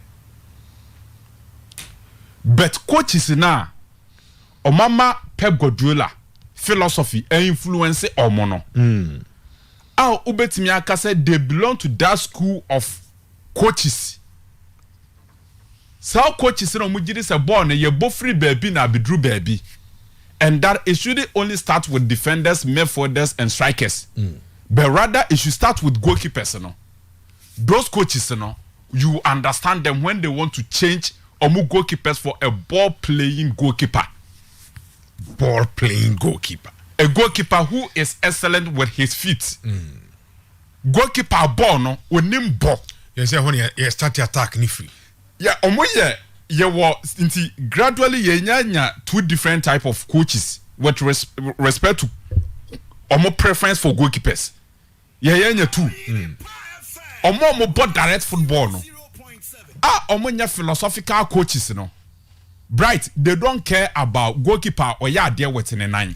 ehia omo those group of coaches no Jose Mourinho ka ho tinie pa Mourinho why one of those coaches he doesn't really pay attention to goalkeeper was oye excellent with nine and fan ho he believes in dive football yenya ball na just give us one goal kick near start attack near nko here goalkeeper obewo flare with ball that nine dabi enwu hia no Eti Mourinho one of those coaches. Carlo Ancelotti one of those coaches. Massimiliano Allegri one of those coaches. Diego Simeone one of those coaches. Antonio Conte one of those coaches. These are coaches omo so much director and omo a bit of defensive approach. And it's our coaches na yenye possessive minded. Ni abeka say what's a goalkeeper no goalkeeper were very good with nine dabi here mo bebrebe but so be fast our coaches na they believe in possessive football ball ne ye was here ball ye ne was a control game no so coaches na mo what Pep's idea Pep's philosophy no Luis Enrique Mikel Arteta Julian Nagelsmann Hansi Flick Thomas Tuchel Erik ten Hag this class of coaches more the Pep's ideology. Pep and that class of coaches will on a down man. Yeah, say we have to control the game, and when we are controlling the game and starting our build up, we start the build up with our goalkeeper. And there are two different type of coaches here. And fortunately, Manchester United have one of those coaches now or more the Pep's ideology, and that is Erik ten Hag. And ten Hag believes see starting a possessive football now. We should start our possessive football with the goalkeeper. Na see a ball na se muya den say be penetrating opponent in defense. Bright the be say what's the ball na so sign. Because ye ball enko. Ye ball na say enko e was ye revert back. Ye ba e was the ball na break goalkeeper. Na goalkeeper na start a build up once again. Yeah. Erik ten Hag, Pep Guardiola, Hansi Flick, Nagelsmann, Luis Enrique, Tuchel. Ten Hag ni say the boss ne. The boss no man. I'm say omo nyina wo the Pep's idea. Omo e ho no free ba. Eti baby Manchester United person mu ra with Erik ten Hag no. And unfortunately akoka goalkeeper friend say David De Gea. Na data na make a choice say me sacrifice De Gea for some of these reasons in NSA. Mr. How vulnerable Manchester United defense are in recent years. Manchester United area season for 5 times De Gea has been their player of the season as a goalkeeper. So let David De Gea we Manchester United season now retrospective analysis of Manchester United season Bright and yet De Gea bet me Manchester United on so many occasions come mid-table club by the end of the season. Crucial saves. The penetrating Manchester United, Magua move with ease. Goalkeeper be save more all the time. David De Gea. And it's an American Zach. Say sometimes you blame the defenders too. Defenders in the so if say Castle to me, it is a press on defenders in the demand. Exactly. Manchester United defense ye biemododo. Ye penetrating Manchester United defense with ease. Among bread. Now, some more penetrating at the most safest pair of hands. A goalkeeper friend said David De Gea was saving Manchester United countless number of times. But coach in our banner, the Obertinase, and the Ten Hag person or person or called the Ayas way. Goalkeeper near friend said Andre Onana no. Reason why I bet Ten Hag has more than NSA. He is a combination of the two. Where a combination of Manuel Neuer and David De Gea. Where a combination of Alisson Becker and David De Gea. The best I'm trying to say, Alisson Becker as a goalkeeper was how no money be expected from a goalkeeper. Alisson Becker the Bemau. He makes a lot of saves and he's very good with the feet. Manuel Neuer. Ebe says oh we are seeing na and Obobo better than any other goalkeeper in this world. These are goalkeepers are ye obetimi describe them say omo ye complete goalkeepers. Omo ye full package. Etira ma born again de Manchester City any Inter Milan final na dey eto so no. It is a share screen so a you have a fair idea of the kind of goalkeeper Manchester United here dey. Epe in Andre Onana. Owo Manuel Nuamo side ni bi. Owo Alisson Becker side ni bi. Say goalkeepers na omo ye complete in terms of sales, anticipation, reflection, then born na nkasa na da form na ye dey na ye dey. Elbono or ye excellent. Would you say or better than the here? There be onye better than DJ. But offers are two aspects and it makes him better than DJ. My man can say he's more complete than DJ. Me bajata say he's more sales at DJ be no ultimate yes sales no. But offer sales plus passing. Offer sales a goalkeeper should make coupled with the art of passing from the back as a goalkeeper. Offers are normally he looks more complete than David De Gea. But offer the art of saving football, say pressure back goalkeeper so. Now ono was so save team ni si wa. De Gea saves better than Abrante friends Andrew Onana. Meaning what the difference and I say. But offer we ni dia Onana no ema the two. Etinam ka say Onana no wo Alisson Becker and Manuel Neuer. These are the two goalkeepers in the game today. You so me complete. Okay. Hugo Lloris on your complete. Manchester City goalkeeper Edison Moraes. He doesn't more that comfort as a goalkeeper in terms of saves, but he passes well. Interna Pep Guardiola ko fa ne buy no. You get it. Eti baby David De Gea gyina nyina na say Manchester United they've got in for a coach who believe say yeah pass a ball, yeah pass it from the goalkeeper from the back. And you know, say David De Gea Allegri goalkeeper and can David De Gea any problem. Why na yeah Atletico Madrid for goalkeeper? Jan Oblak, he doesn't pass the ball. Right, ufolo ni yepa. Yeah. But ni coach here wine, ni coach Diego Simeone. He doesn't believe in passing from the back. Okay. When a Real Madrid for goalkeeper, Thibaut Courtois, he is not a good passer of the ball. Only excellent with the feet, but only problem because ni coach here wine, Carlo Ancelotti, Antonio Conte Baba be Fatima. He doesn't place a lot of premium on passing from the back with goalkeeper because my mouth list of coaches are Jose Mourinho and Mourinho by Manchester United. He never thought of touching the goalkeeper. Okay. Because when him say on any philosophy, no, the goalkeeper should save balls, the goalkeeper should have great anticipation in the post, and you're passing. Eti such change in course of Manchester United goalkeeping department in because of the philosophy of the coach. Okay. Because of the philosophy of the coach. Or Pep must have maybe. But goalkeeper Romofano no.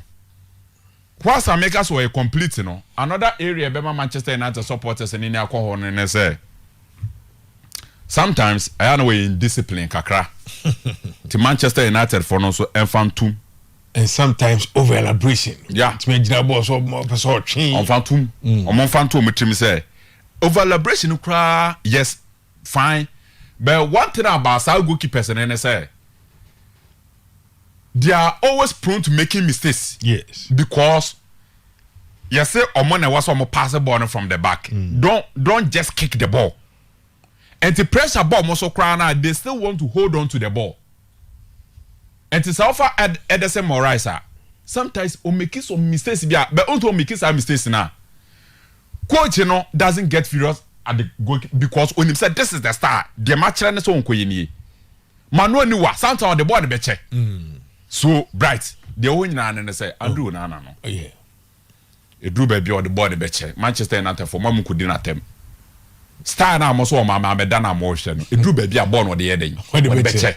Okay. Alisson Becker, a drew baby on the heading, on the chair. Manon Nuamu, a drew baby on the chair. Edison will drew baby. Per the star said let's keep the ball, let's not just kick the ball no e do baby what the ball be dey e be che e dey to be no o jin would too much okay Andrew Nana to be so na dress issue kakra o and ye nim issue the free ayas bae wonim say one Cameroon for na wie dey so I retire with national team aye yeah he believes in a certain principle as a goalkeeper or as a person. And to Manchester United fair complete goalkeeper, but a normal way you know move on to mutim na dachi bi e ko ba say Andrew Nana yesia one who say all these things we discussed over here. So this is moving to another one. Manchester United. Yeah, we show more the best ebenya bamudia. Okay. Bright and Rana good news e ko so Italy e de my team friend say Juventus. Now born again man papa bi a friend say Cristiano Giuntoli na faneto so ne yen discuss ne kakra e wo afidie so papa ye oda so yi montombo asa na mhwe ni yi ye friend no Cristiano Giuntoli ono na ye team a friend say SSC Napoli for almost sporting director na enra papa ya den I resign one team a friend say Napoli aton nkwanta ya den apai enti at the moment no moto kwanta pae no the next destination no team my friends say Juventus are enche Juventus will confirm will run on the screen so friends say Cristiano Giuntoli as the next sporting director of La Vecchia Signora. What does he bring on board? The girlfriend of Italian football. Near Tiana say sa papa ya oda so yi bibia kwaso wo Napoli bia ma Napoli je Italian Serie A no. The brain behind Napoli Serie A no. Any papa your friend say Cristiano Giuntoli. Now today no the word is coming to understand the role of sporting directors. But yeah part of the word Ghana ha ne yenye ya dwene say be ma sporting director for aye adwuma wa ha. Mbacho atase yenye ya okofa Arsenal no mo ye ni nyina na Edu Gaspar mo adwuma mo ye ni behind the scenes you have no idea Bright. But you are at that time on the fans. Sa papa ya oda so since 1990. Na team your friend say Napoli for entime NJ Scudetto no. Papa with leadership and I'm Napoli for Agi Scudetto no after 33 years. Bright. After 33 years and then where it's about new recruitment policy. It's about going to the market, having the best of scouting network. Picking the best player to fit in a certain profile at Napoli. And it is also in year. Napoli star players in this season. Victor Osimhen. Papier on the screen is one signing Victor Osimhen. Sata Momoko Akofa Victor Osimhen from Lille. The discussion was Victor Osimhen, an African player, 68 million euros. Napoli as a football club. Almost 68 million euros on betimi dey offer an African striker. Papa ne say was scout so ehunu Victor Osimhen say obefit into the profile of SSC Napoli. Nti enkofa Victor Osimhen embra. Nti De Laurentiis our Napoli president had to cough 68 million euros for Victor Osimhen.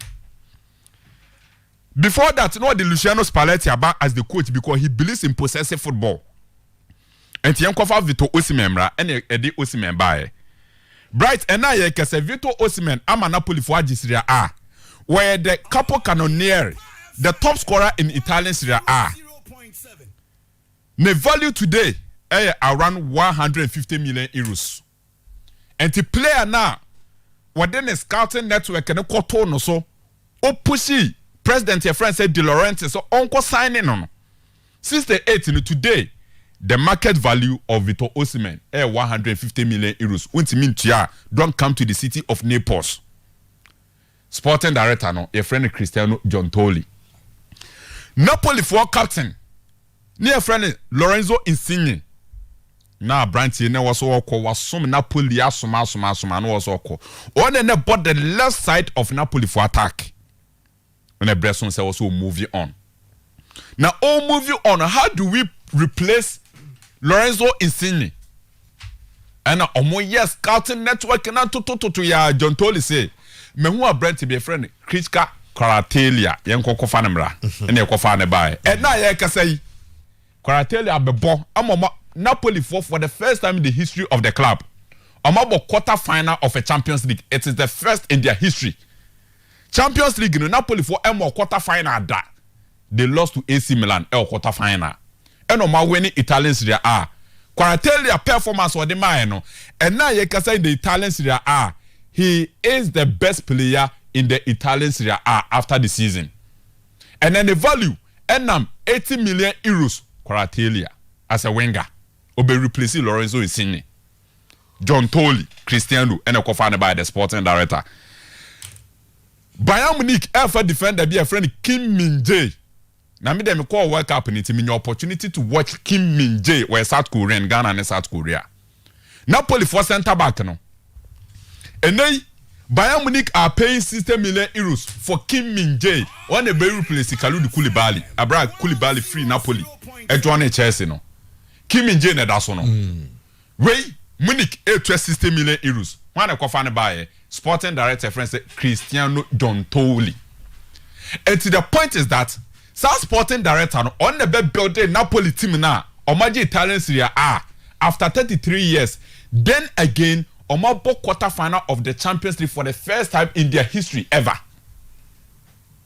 This is the kind of sporting director La Vicia Signora, La Fedezenta, the girlfriend of Italian football, the beautiful black and white colors of Italian football, the Bianconeris, the Juventini.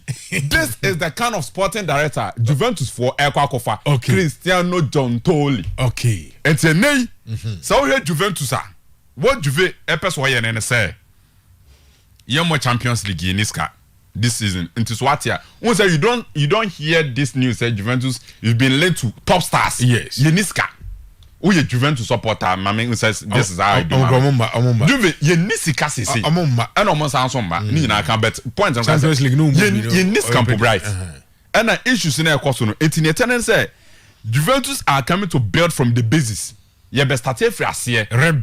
Yes. Ye here sporting director. Or what the eye for scouting top talent is good. To say what the Kim Min-jae buy it, to say what the Kwaratelia buy it, to say what the Vito Osimhen buy no. And you hear such a scout and answer a sporting director. And you kofa somebody or be boy looking at the period in a Juventus woman no. Period here timing of Juventus finances. Any normal course no. This is the right time for us to appoint a reference Cristiano Dontoli and Bright. Chireto has said with Dontoli, Juventus will be a different team. This is one person me trust and me Ginidi. A Jumana wa an American say at the amount of Juma Aqua in team friends say Napoli. And I have no doubt, not even the slightest of doubt. Say Papawi, because Juventus in the Italian Serie A. Financially, there's no single club. Yeah, brain in America in this Kenya. There's no single club or more resourceful than Juventus. Financially, there's no single club.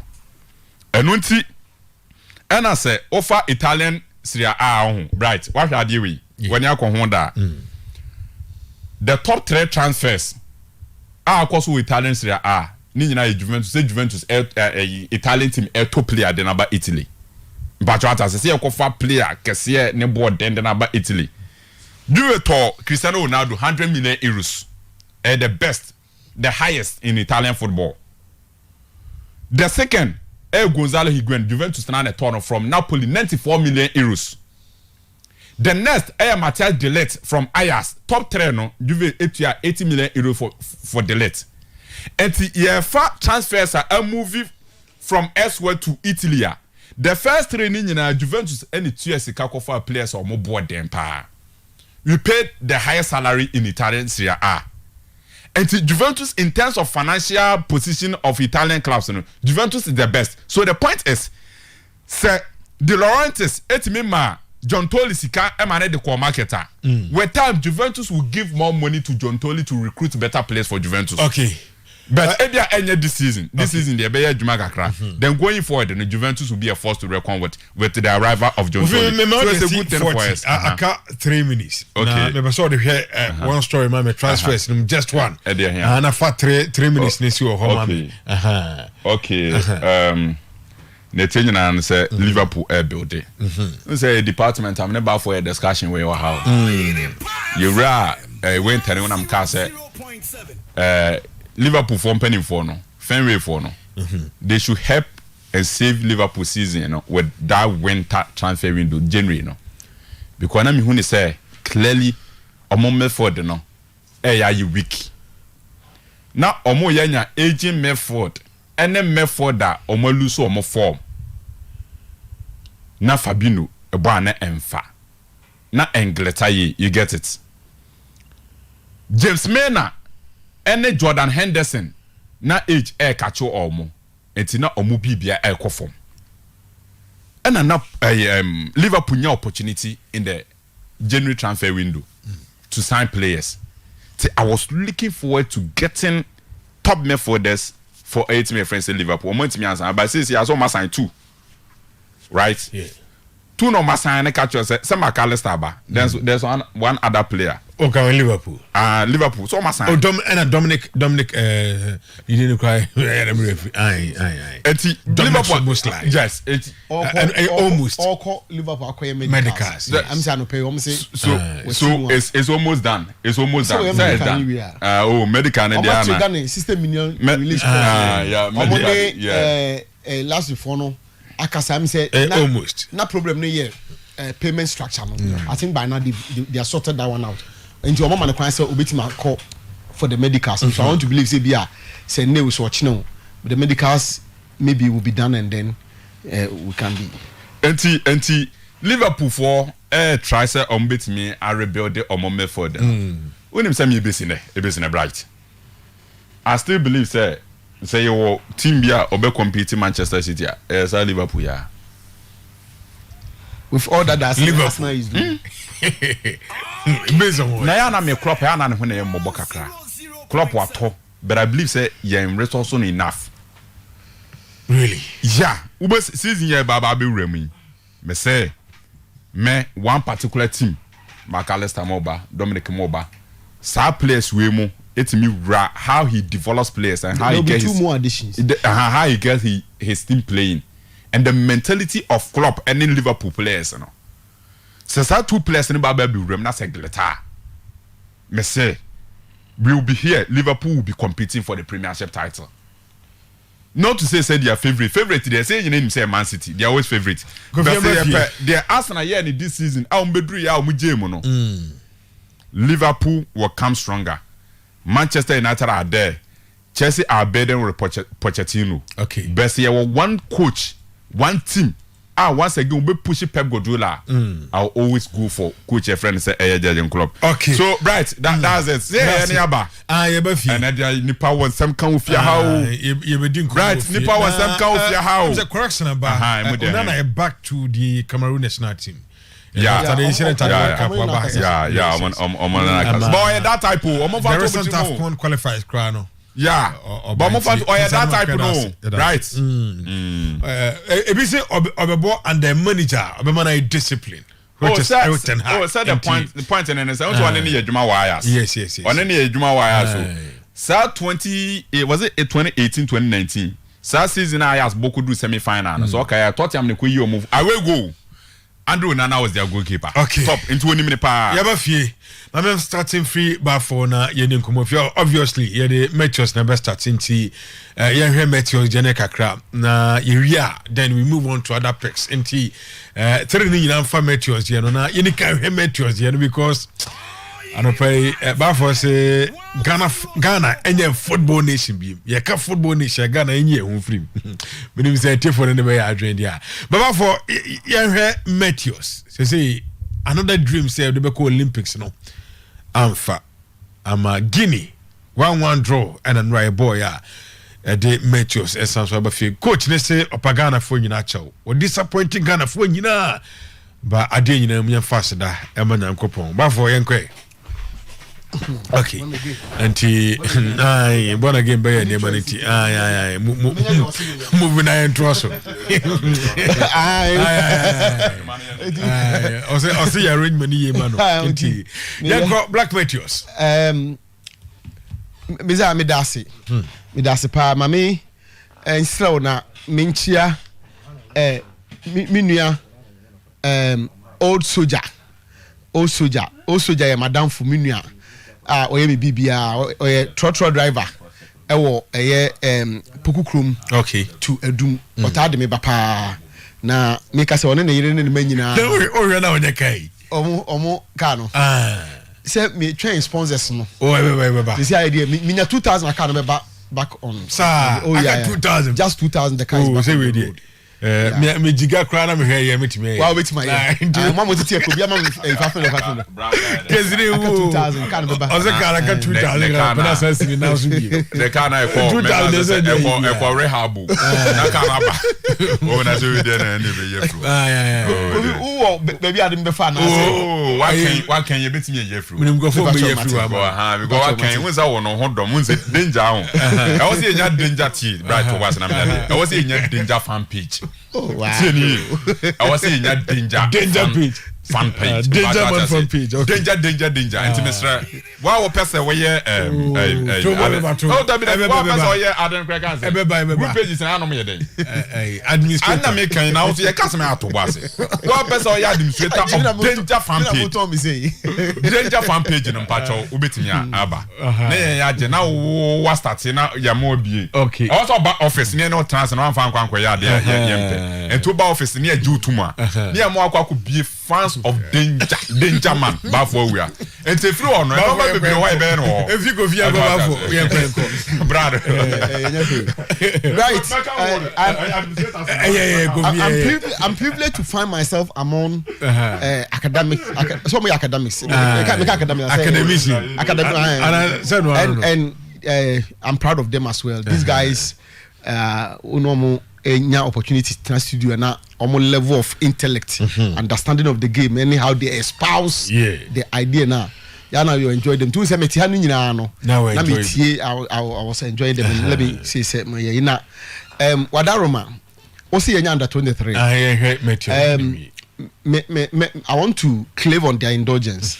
Say they may be omo na minim say omo felt and omo area omo ye ni ye pa. Okay. But I'm setting the tone. Now master almost says ombebo am matimi aye ni ye. Okay. Because I concede say it's not an area I'm well versed in. So what I say, but still I will need them to help me do it. Nti Kofi for me, no say na Kofi raised to the power 3. Say me Kofi. Kofi ye Kofi. And I ask myself Kofi. You know, Kofi and Kofi the Kofi show on a Saturday morning. Now this is my headline for the Black Meteors thing. Already no somebody catch say anka ket ne tanko nyina no. They should have announced their resignation by this morning. So what I say.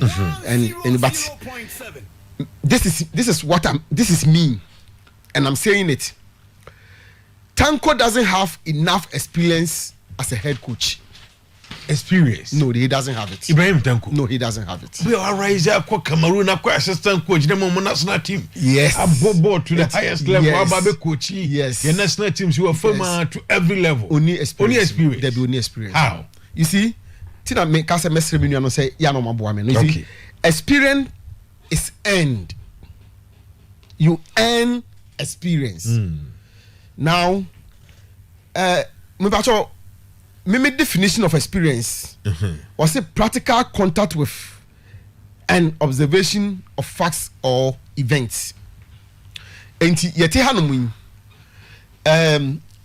for some time now, say me, how many 2 months in you have been sitting on this chair as the host. Say not continuously intermittently. No, correct. By doing so, no, a bit a certain level of experience as the host. Yes. You come across as the producer and the presenter. But maybe a why host a Jumana no or get that baby.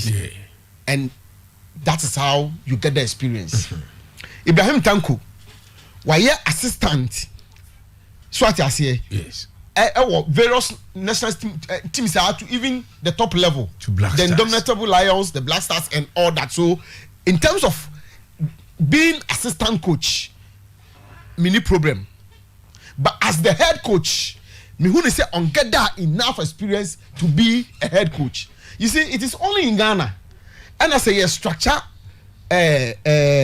ADBC ho no mo a de da soro no de odi de da soro achi no e wo nimde ani hwehunu sen de odi animu no most times Ghana pa de tire side no me go fi say me na make say wonya yina. For instance, if you take experience American ya take Ibrahim Tanko and take his assistants.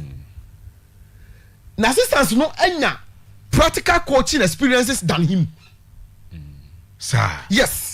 In Michael Osai and even at Trump, standing at the touchline, managing games, and yet training at the picking players in Kwana. One key component of being a head coach, and when the game is ongoing and you are standing at the touchline, what the power and control to go is read games, issue instructions, give directives, and about coaching. Kofi was giving us different type of coaches. Coach be a hold on more, or the body language and the Kasachani players. But if I'm correct, Ibrahim Tanko and said any national team experiences with various national teams. Michael I think say Selais and Matthews. You see, it's always putting in the league. You see, I'm not talking about teams, I'm talking about coaching. So it could be a national team, it could be a normal club, it could be but you see, he is always coaching. He is always the one at the touch line, issue instructions, giving directives, and all that. Okay. And me say between the two of them, no, Marcus was no more than Tanko. Wouldn't coach be our coach in the span of 4 years? One coach, when you're head coach in matches, in the span of 4 years, at least I say 80 matches there. What me? I sit on the bench. If you do so for me, you garner enough experience. Ibrahim Tanko has not done that. Okay. You will see Enra clearly. I don't mean as a kid to mano. Say a foot say one say caution say what. They can say preparation, the length of preparation, and they won't. And then it be extremely difficult for any country to keep players for 2 weeks or more. Okay. A bad thing. I mean to be or heavier humbi. Yes. Taking from under 17 to the Black Stars. Any Shamai, I think say do baby and nipa wo no ma to catch on say. Awe nipa chow. I don't know senior aye no e be ya kaudi enka. Ma minyanto ho no. But yenim say on nyanto. Yenim say woka so on resign. But so on resign there and no monje no mayi. Okay. Thank you. Mate, Zach Chazo. Right. Must be Benaka. Na mafo tu abasa omunyina danger ma fan page enti won fabra ye man. Say fan page no dey you make am one danger ma fan page na dey na ye bright. Me say danger ma na ku bi wa ha. Me dey no. Right, let me tell you. But Mazak and trust. Let me cast him. Mazak and trust. I do this all the time. Ade. Me, a frame me from but I've learned to appreciate people when they are alive and when they are with you. And see me openly, me a binume dimate me you be a word dimate because I've addressed sometime as a legend. Oh, then I'm saying how openly now to an hour for some time. But I'm saying say I'm not a hypocrite. That can be sabi time anywhere. Sadi Pakrono Baba microphone. I can say Santa no is he is a legend. But for no. Anybody from you fan page na sem. Me ka fan page no. Anybody from you. Me ka ho na mo yo faka ho. Zach Yanko na mi jago fi ano pa ya. Zach Yanko. Messiah. Say Kroma say no. Our biggest problem. In fact, you just fabu sense of some penny for so auntie. You be fabu sense of some command pay. Why? Our biggest problem is some football owners, football administrators who have turned themselves into, zombies. And me passing behind the pay. That is in the kind of come I say Zombies relationship. Mose It's less how the chim. Oh, Zakito, address me the entrance. Derby. Okanokra. Yesi chechim. Sembe zo chim. Okanokra chechim. Chimui. Ebi ekro bi anto ase. O de chim. Yeah, yesi chechim. Ejure chim entiase. Chim entiase na trust. Okanokra yesi chechim.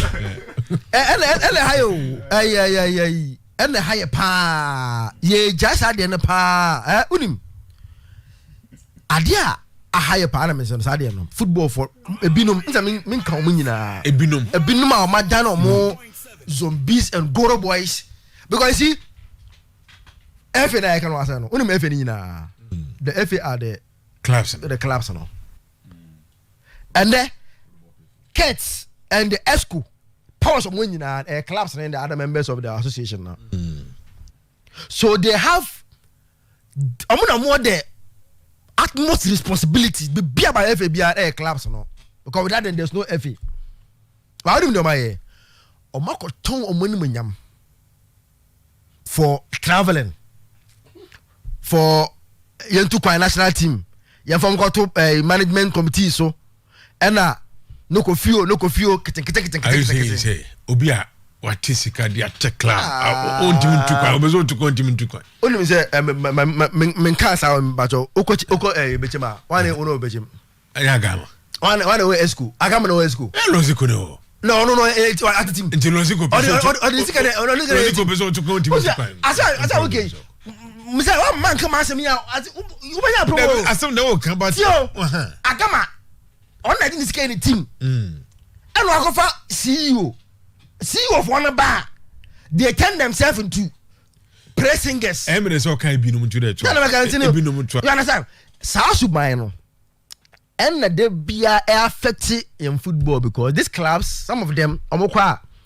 huye no makototo nyuma no makoto nyum bibia ye na omona mo if you changes that attitude no na you adhere to strict offense in terms of you put the FA into strict offense scrutiny they will do what they want because today me if I'm Ket do you blame him? No.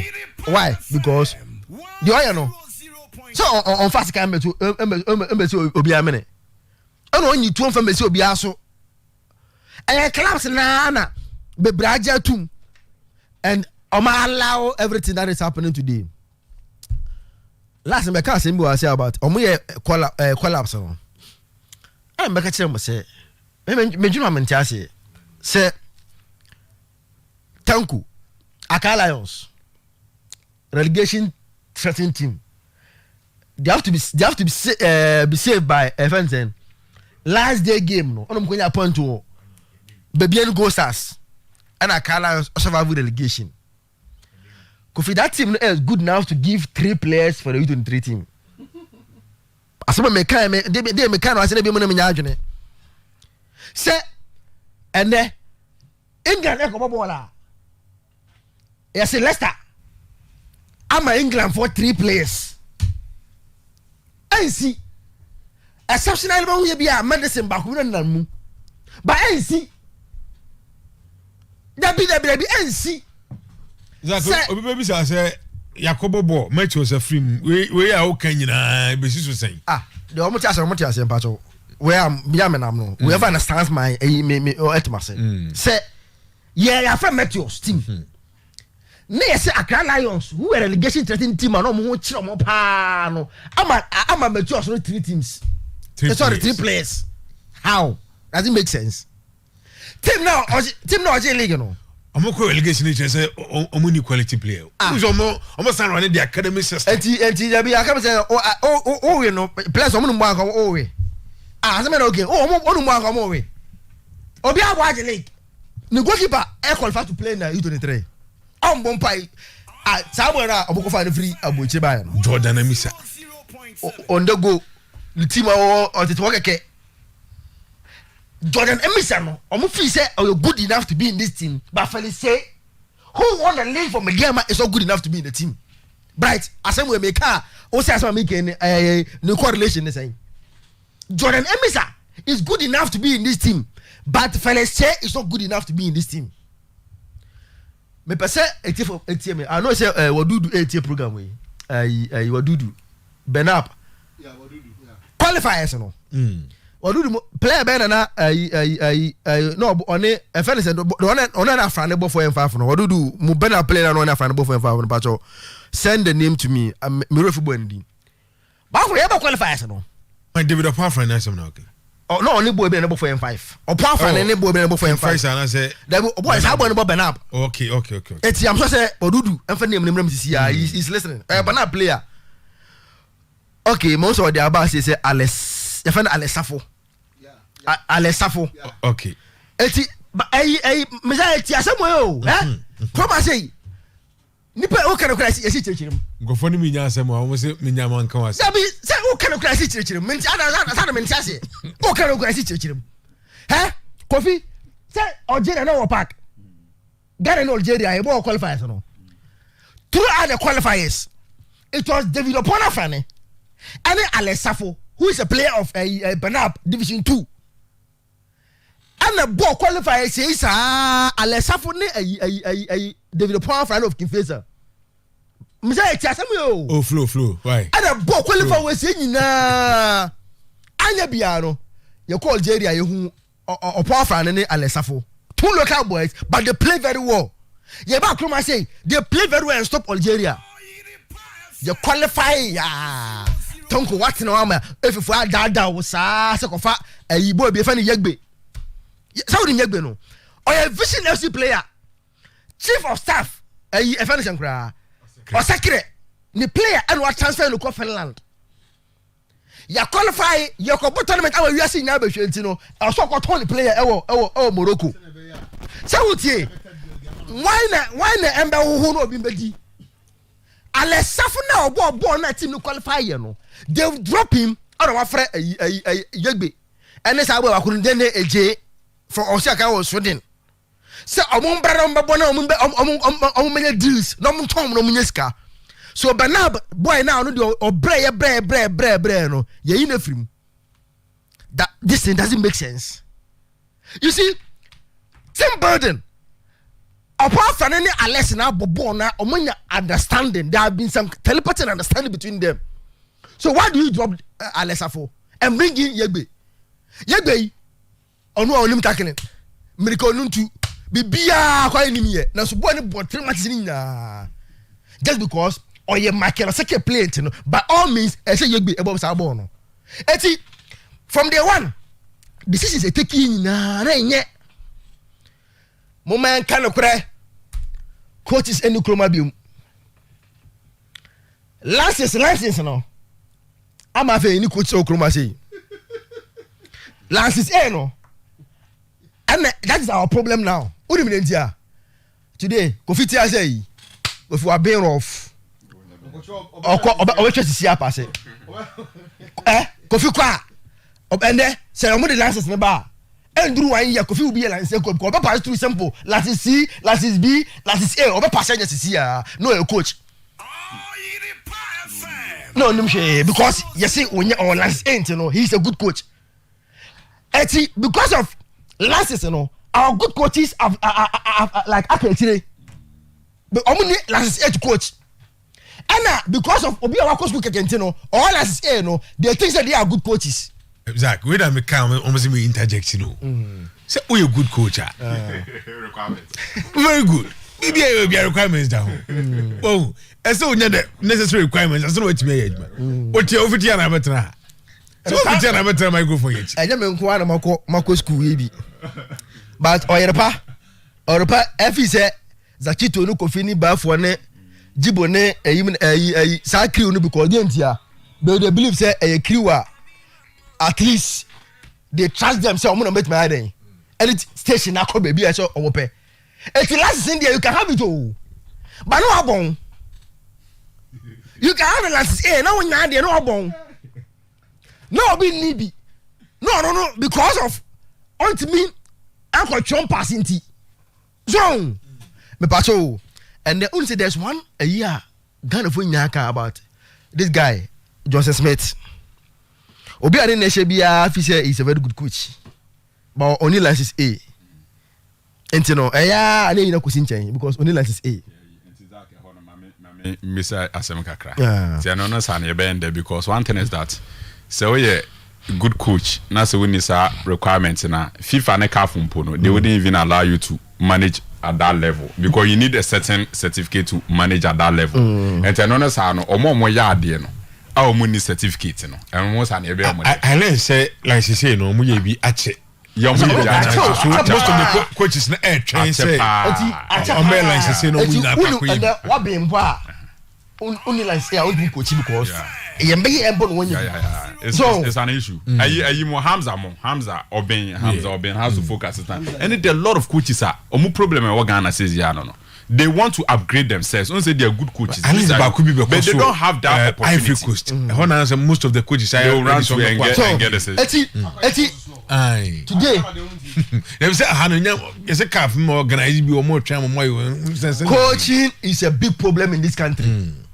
After Ghana, all the junior national teams, Ebobola, and unless a player be individual be no you know, Ejawajo, Yamibeye, Miname Batra, they must say, Tama Zico, Aquaji U20, for Bonabaso, I'm say, Munchai the Mu, you know, Bona boy, and your bola, and so you may need because at a 20 level, it shouldn't be about winning.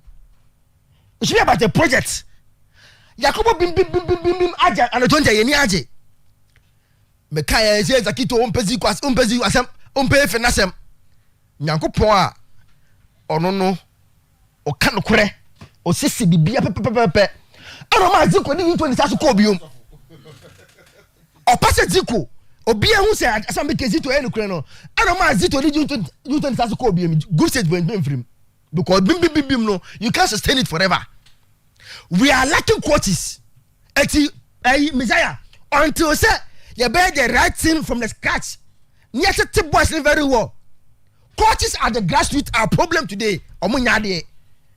Coaches in anyade. Eti boy ni e boy. Amoko fa bro free ban so na moka. Sa papa na lipe bi na oto no. Technical director Bernard Lepe. Ono yesenka the next available flight say money free kromasi ko say pam free kromasi. The next available flight say lipe. If Ket and Co entertains Bernard Lepe I say omuni any vision. If you are a football FA president, not today you are entertaining Bernard Lepe, you don't have any vision. Bernard Lepe no say Ghana coaches no. Obuso omo say omo mano yeah ideology ni the way a boy born no man no didn't know when buy so a technical director na Ghana for no dey omo na information man no say obe find DNA for Ghana for but to put the DNA together no so you need information also for Ghana coaches no more exactly so enti ya nya botrani ansiesie ya chi ya unso Comoros mpo afi omo hye afi Guinea enti mbo na no Madagascar so Brian bre Madagascar ya hwani ya now the level na be a yakono ya better performa be level bia ya gino yentiase let's do the right thing. Let's stop the nepotism in selfish interest based collapse just say kotone enkwadi your kotone edi ntino they will drop the good ones near them agent players akon tournament ukobia today kosiatati last year na Kofi Aba na onyenyenyenye ulim no ye national teams no say ya de Kofi 23 na ekwa coach no ODS in the region no do you get our best 20 and there the won ka bobo no bo no de jima bi afrima ko on the okotan obi but when we there afia collapa go to junior national team no you collapse Dreams FC Vision FC then obi won so collab no collab that are all connected to pro then agency no cat model no proton ni dreams line sa adai mun kwara mu di kurumasi ana madam Cezak Kofi yan transfer mami Matthews unsa sibia ma me papers no no man ma black Matthews born on boy and run no and the exit no yemfa bibia anto nchen it's a very painful one Bright, they aside any other thing, we have failed once again as a football nation. Our Olympic Games, qualifying our Olympic team to the Olympic Games once again since 2004. I call Athens. 2008, 2012, 2016, 2020, Tokyo, London, Beijing, Besina Yenko Bio, and now grow die. And now grow die. Bright, you get it. So saying 2004 and you call the last one. Until 2024 you could be home. Say how many years now? 20 years now. 20 years now, 2 decades. You call Olympic Games. Football nation. You can say new football nation. You team qualify our Olympic team to the Olympic Games. 20 years now. It's Bright and now grow. Tina my MP person say mache mu miensa. Hwe Obeka de gusu yi na. Oh, that be na meka say mache mu miensa. Okay. One year game na your boy no. Me discuss game no. Na ma hwe coaches. Me wi na ma be the biggest problem am me wo with respect to say exit no. And then normal na so at the national team level. Ye free tournament me upon tournament ye ba ni abetena say. When him say we Zakito ye be discussing for 2-3 days so ye wie o. Obi abekọ akoda o. Obia beko back no akwa wonya ne bottom ye de obeko akodi o. Nobody is accountable to anyone o. Nobody will be called to explain anything o. Every single person will continue to hold on to his or her position o. It's only for 2-3. When him say ye call Cameroon no Comoros for the say na you free mo no asama o can say be kind for 3 days you nim never me know ya. This is the Ghana Football Association website. 3 years ago, Black Meteors failed to secure 2020 Olympic Games tickets. 3 years ago. Yeah.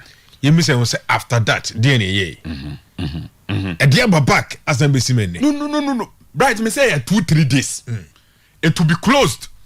When him say you call Cameroon, your last game near born was against Comoros. Comoros for share no. Bright. And na sa game near free ya windy ya kobono Garua.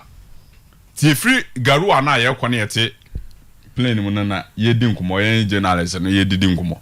Asem ba kwa na ye kan wo plane mu sa atama ye nyan touch da wo ya windy no. And esi we ye be kan for 2-3 days. The only thing is that Ghana bibi fufuro besi. Bibi fufuro si na no not take the center stage. Unfortunately, I didn't see and it was a disaster for Ghana. When him say side period in man side day na sanadetien and he found a gas explosion apiasia say okay if no blasters exit at the AFCON closed.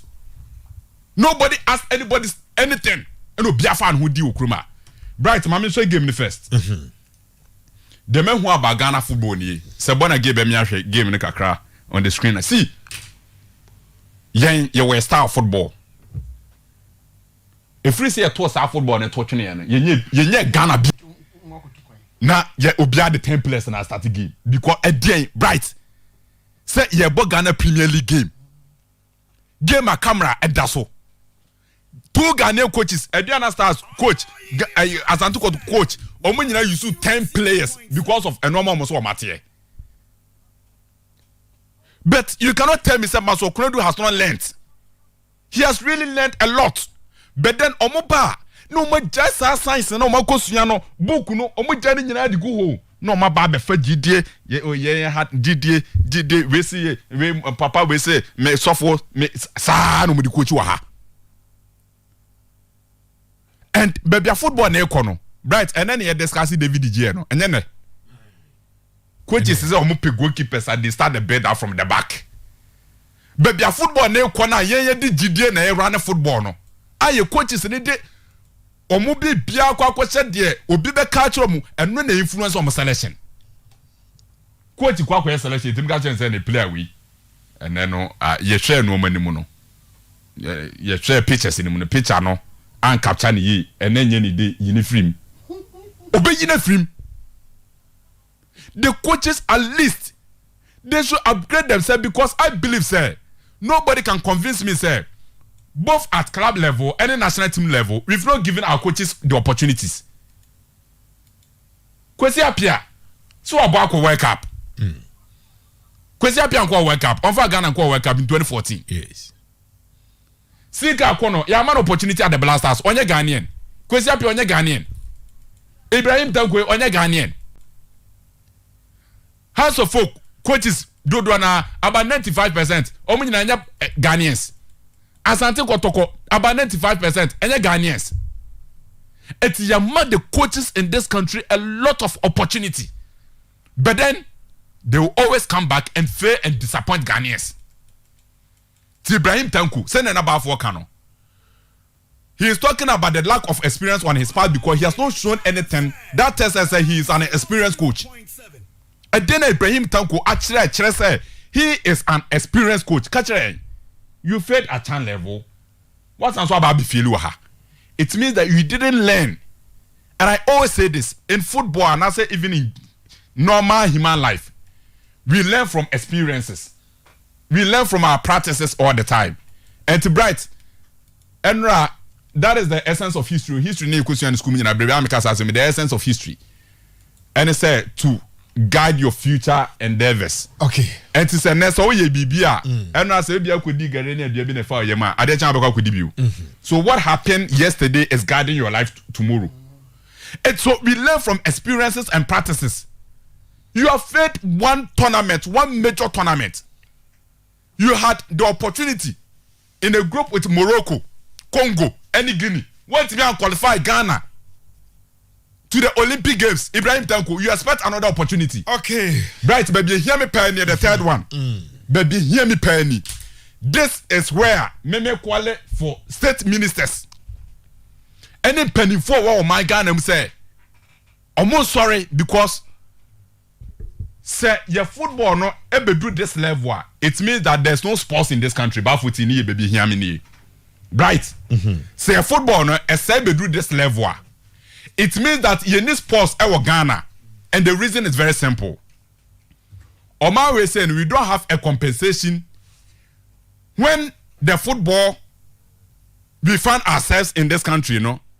Say a failure, we don't have anything to compensate Ghanaian sporting fans. We don't have any other thing.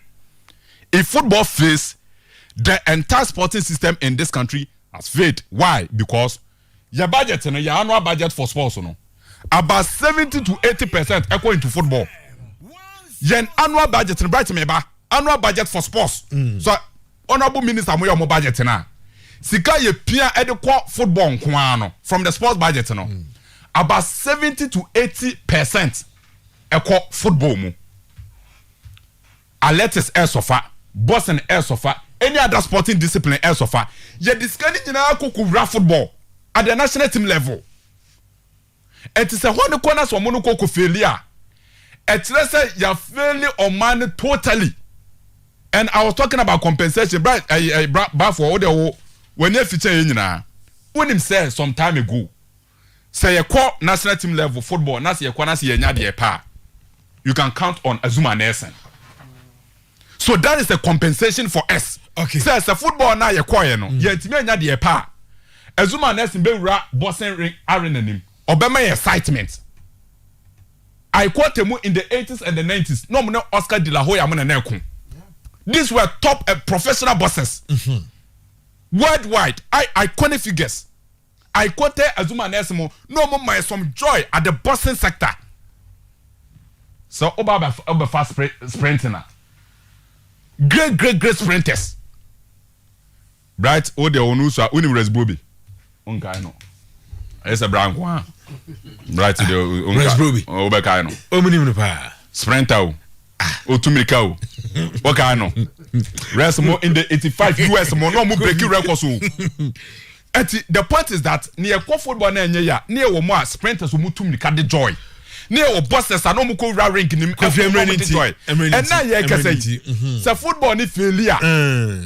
Which other sporting event? Utenie say football ni failure. Which other sporting event? And on my Ghana and offer joy compensation in free. United States of America, Omagro mo pepa, basketball.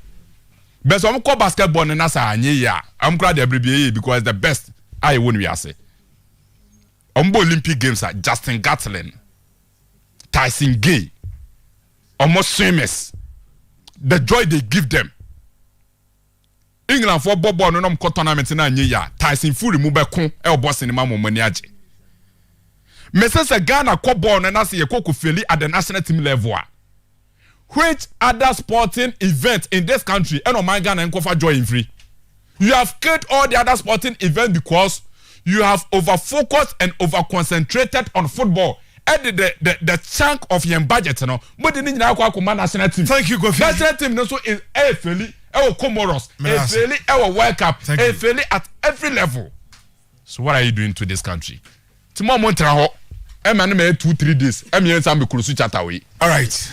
Nana K. Hayford, I say I really understand you perfectly. It's not all pastors that can preach well. Someone may not be a pastor, but he can preach very, very well than a pastor. Not all licensed A coaches are good coaches. It's not a joke anymore.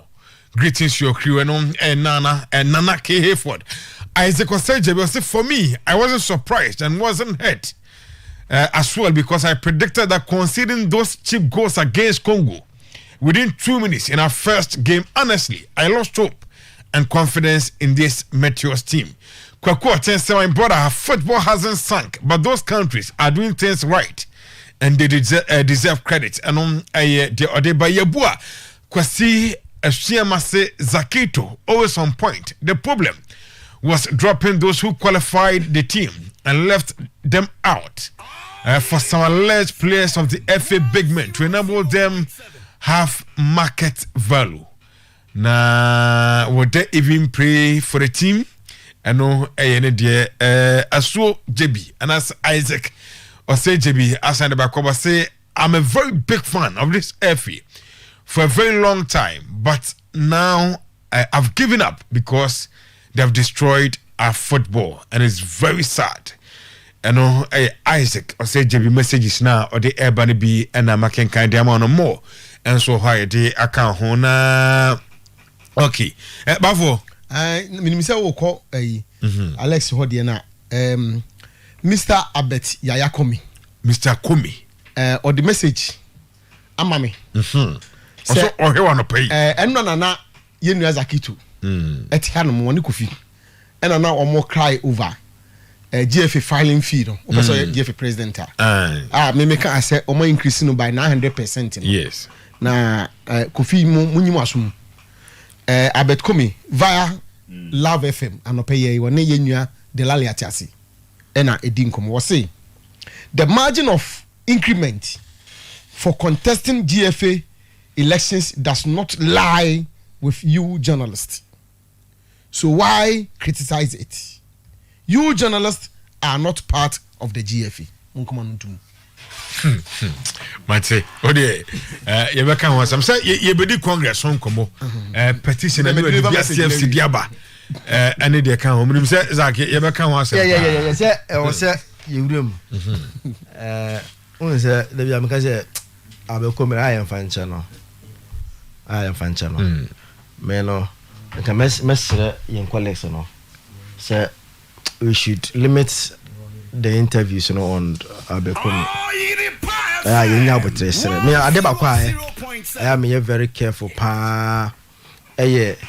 Sir obi when someone is not feeling well I am very careful about because you ready obi at me yarebi. Okay. You ready. Me mistake enfon kwesirobi. But no, this is a man that has publicly told us. And I make us was any person in one tono. Ha no kasa no say do on yarebi no one tono. Abibia okay. Wo dey you never near be on catch o. Say me na no need in command. O say ne ho ato no.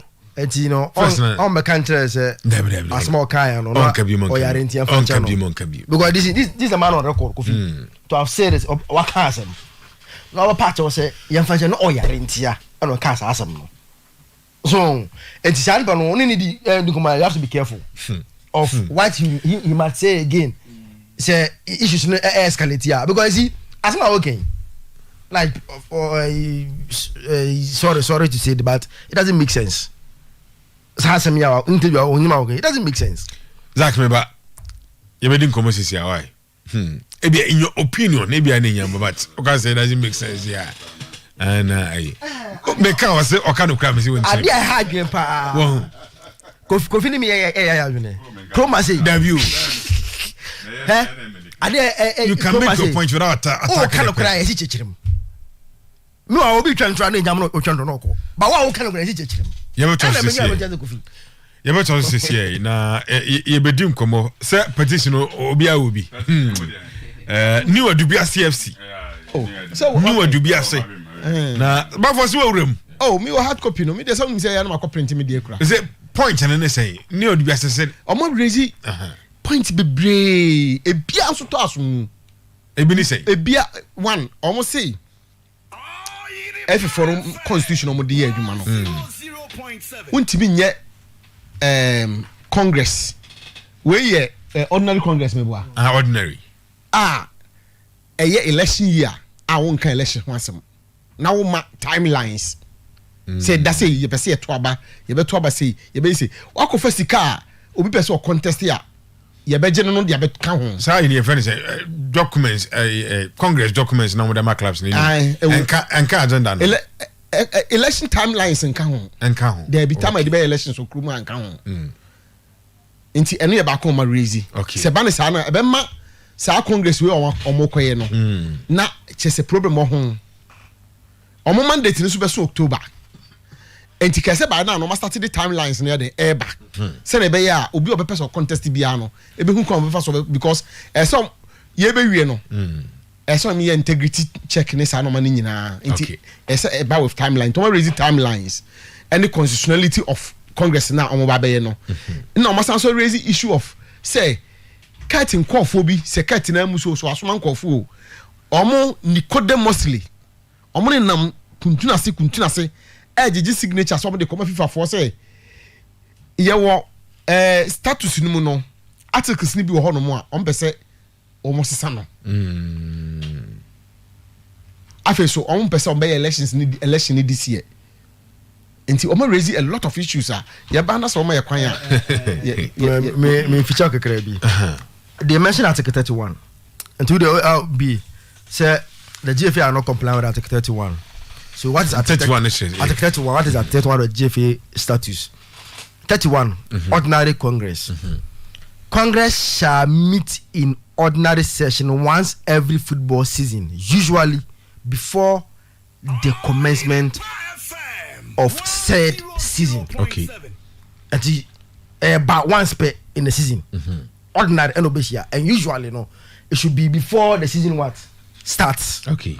And you two now I know how to organize the ordinary Congress. I almost say article 32 kill of the same regulations Emma provisions be with the GFA are not complying. And see, let's go and read article 32 kill.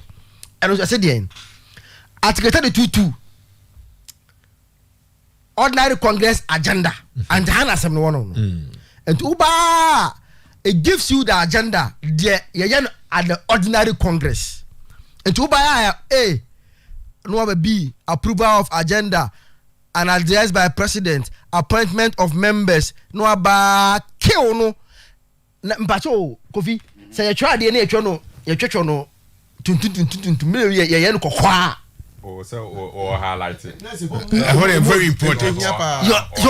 What's the Bible mbebe Jesus ka say bi omo ye no enti say me page phone ya na born again mu capture na say exactly to the kind they were high they to my highlight here no they are only drawing our attention to the article will explain their point, the importance of it, the importance of and to my highlight and on my depend no so at the end was the article and you that be no me ba say adewi o mama point ni na e kill na and be asked for an complaint no election of president eti hono o hwe ni nya ya tuntum na atwe ni nya ba duru sa point no e be asked for the na say regulations that is ni and one case when you be na highlight that be status na original status original status na and my highlight president one yes it's a article 32 kill no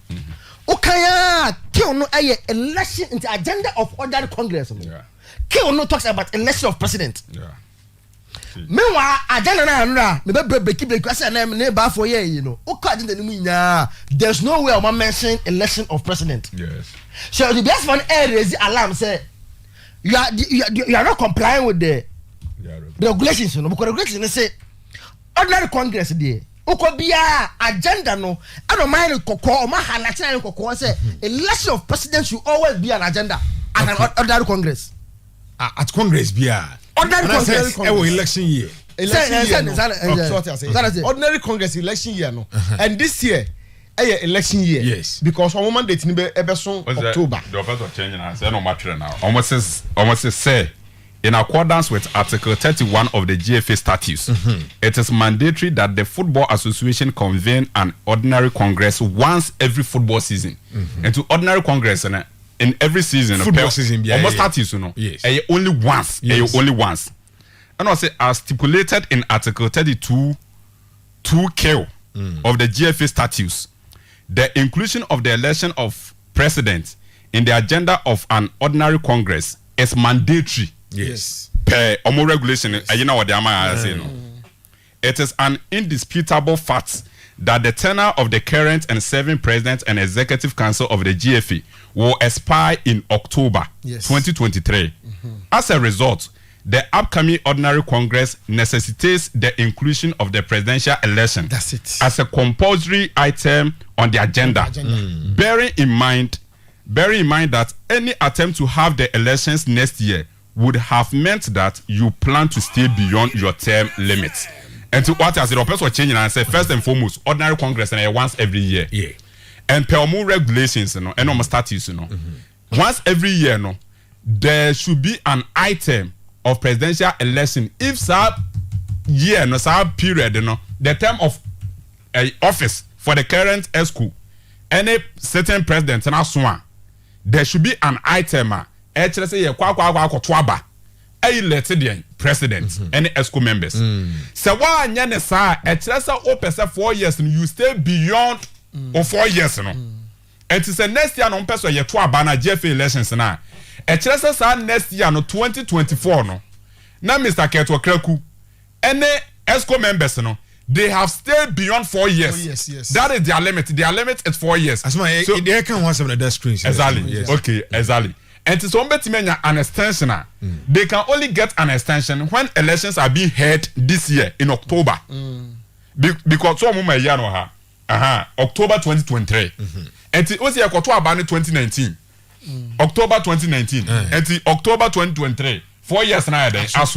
So the very moment you go beyond October 2023, near 2024 per another term. Another term. I just say you are staying beyond your 4 year limit. The channel says, "So much ordinary congress we na say election yan can once my mean say election into me must." Because you have only one and almost because there is ordinary congress in the next elections. And say omode agenda na our clubs na we know. So much to be including him. And no, sir, and you share Lubiase for no. I say, I'm saying who the action. Yes, and best one say they know this FA are notorious or notorious. They are very notorious when it comes to say a member actual catamom of you. Clubs, but a serious matter they can want. Of course, no, it's very serious. Obia person save Ghana football biano must go for the Dubiase thing, the Dubiase petition, you know. Say opesa obwana ye football no ye a Dubiase has shown the way because in some na omo ka no in some a ehia say say na the show ni say o ma hwe ni ye a me de Dubiase for no wo ka kodu ba bi a kofi wo ko second page na o mo de won ni bi a show wo ba be wi a someone no nti ahia be ko o mo de asem bi akote be na make they want to hear from the FA by Monday. Timeline down. They're fitting to them by Monday. They want to hear from because don't tell me anything. So far, since I FA will take you over, Obi no check attack for my response. Also the Katako mwa. Sango for we. O ka mum fi o. Prosper honya general secretary no nya lawyer. Prosper atinado. O de kwa. Prosper the other come fi o. He's that is one an area of speciality. Anything. It doesn't reply to letters at the FA. It cannot be a special. That is where you are specializing. O try on few.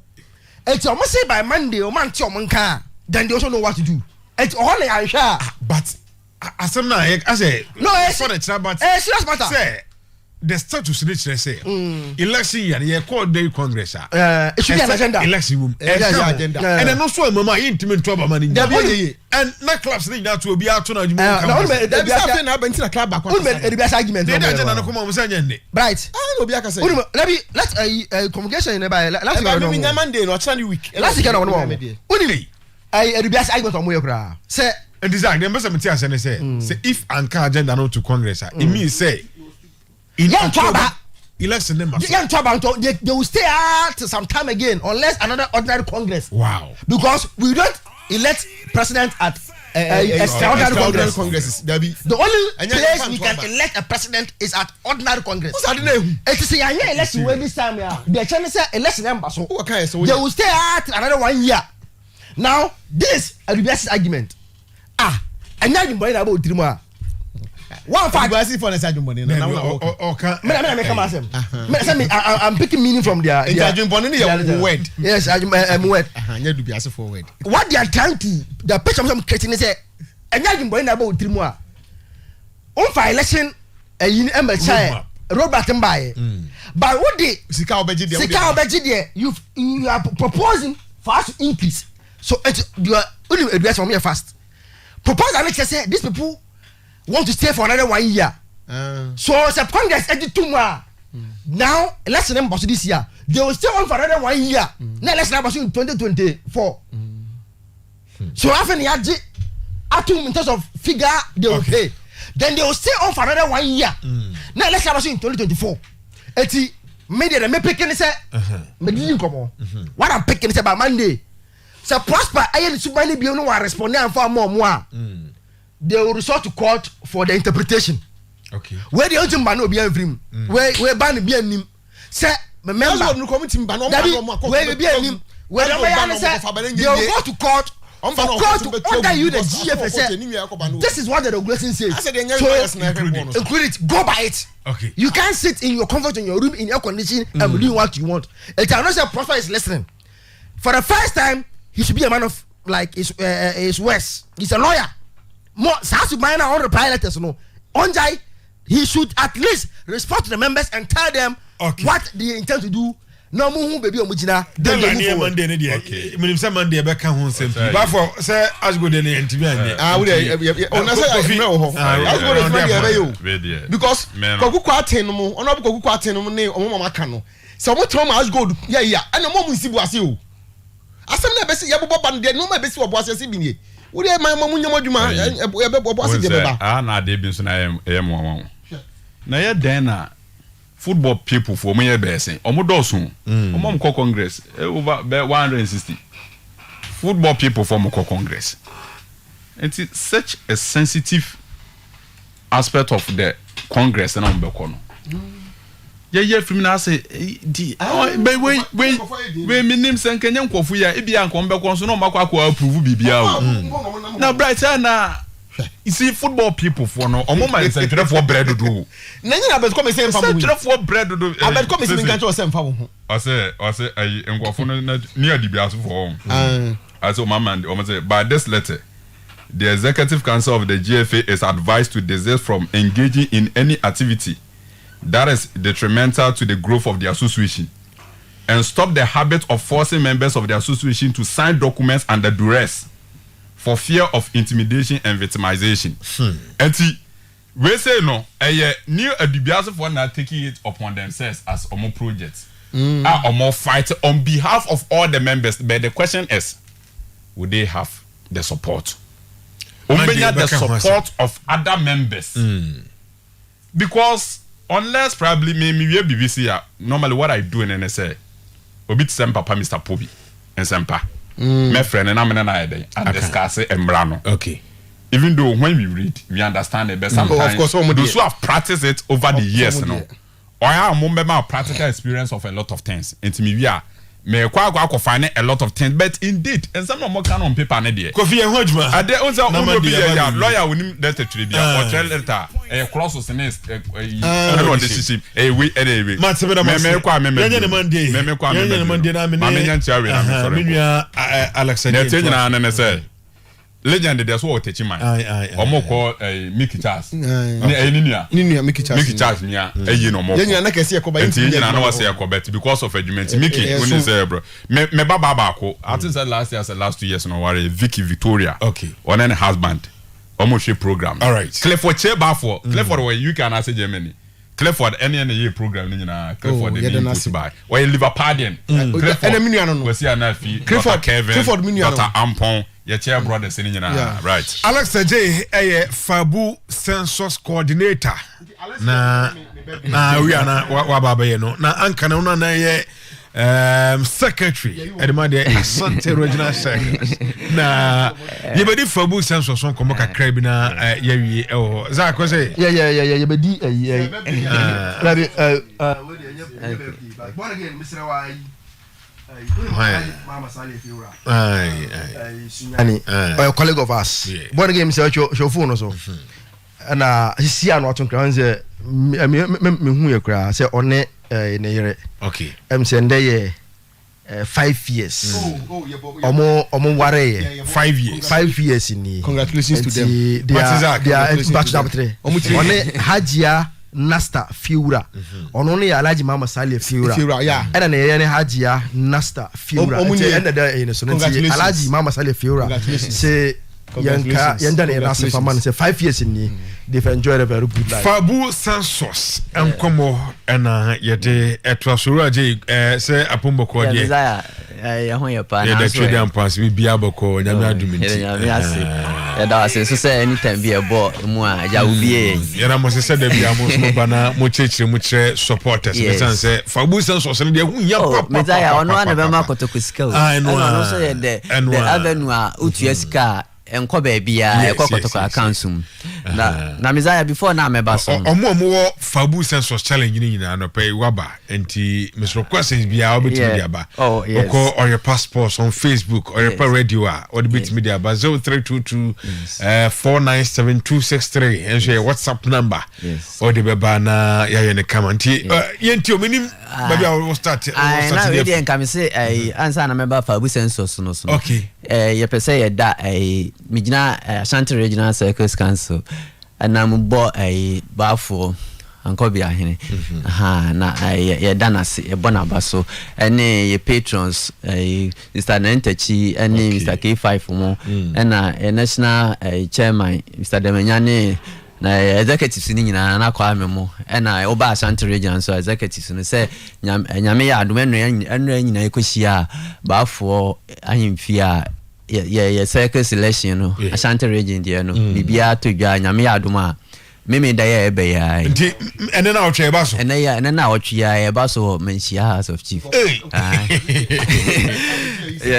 friend ko so mo fan janse photo so on the message am say me fama o on the Messiah on mo dey metimi aka say enya possible because we say yan nsem no yan fa nko court na na ka say wi ya na ba fo ka say wi ya ba fa ka sa no say we mu trust na mo nye election enti ya ye bibia ze si ya ne nyame ya adoma in a week no yanso yebenya ye chairman nti nti na me dey aseda ma mpanimfo na ye ba Fabu census na Messiah won say ye di kan aka say we ni na makotoku sika se si I make say Messiah me the statistics be to so obi a register bi akọ dashboard so a when we say as at now am tie nipa 22,489 and supporters ni na ya register aba so supporters no data no so and as you see and so size nipa register emu isika aba 968,285 968,285 into we maka kra bi na yenya be the say kanisika no 10 billion into no ye besre supporters no say this is the avenue emaba kotokusika se legiri ba wieye obia twen se prayers be na eba prayers be na eko say no enti said the American me say see an ohwema isika na 968 almost 10 billion can 10 billion. Yes enti unim say sika we nyina almost 100,000 Ghana cedis. Yes, 100,000 Ghana cedis out of 22,000. Yes, 22,489. Fabu sense was no say supporters in for the CEOs. Yes. Anka the kind of money Ebeba team no. Well, ananu na wura you can say supporters near 8 million. Yeah, to the fund 1 million. 1 million po. Just no be my audio 2 cedis because 1 million the least amount need 2 cedis.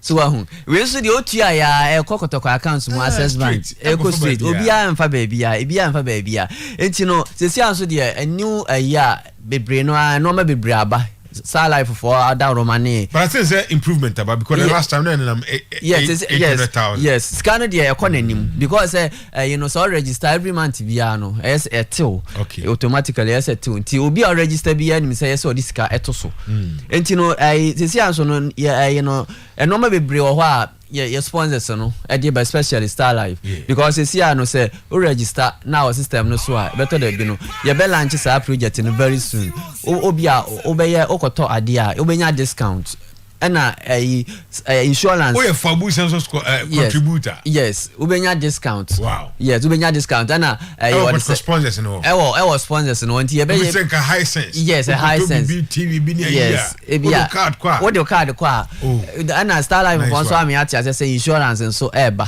to me take care of your insurance nti no ma bebre o ho me say empanifo am ya say July ya be launch sa no ma no nti what say Messiah yes supporters no say no I deny your system na ye easy say obo star 920 star 99 hash star 920 I want so to bo mo pa because nipa be brew challenges into one dia registration yes Messiah you 2 ways na betimi dey register da bia me yes USDD one dey okuta yam phone kra betimi register obo star 920 no abo star 99 hash star 920 star 99 hash be interface ni say bolding date of birth any sa no man na wakwa choose support contribution month bia so metua 2 cedis 5 cedis dey ohwa 2 cedis dey form went to ahwa wa ho dey 20 cedis metua 30 yeah 10 cedis 20 obiara na ho dey so yes the month bia to enya we and another way so be use website no that is www.fabusensor.com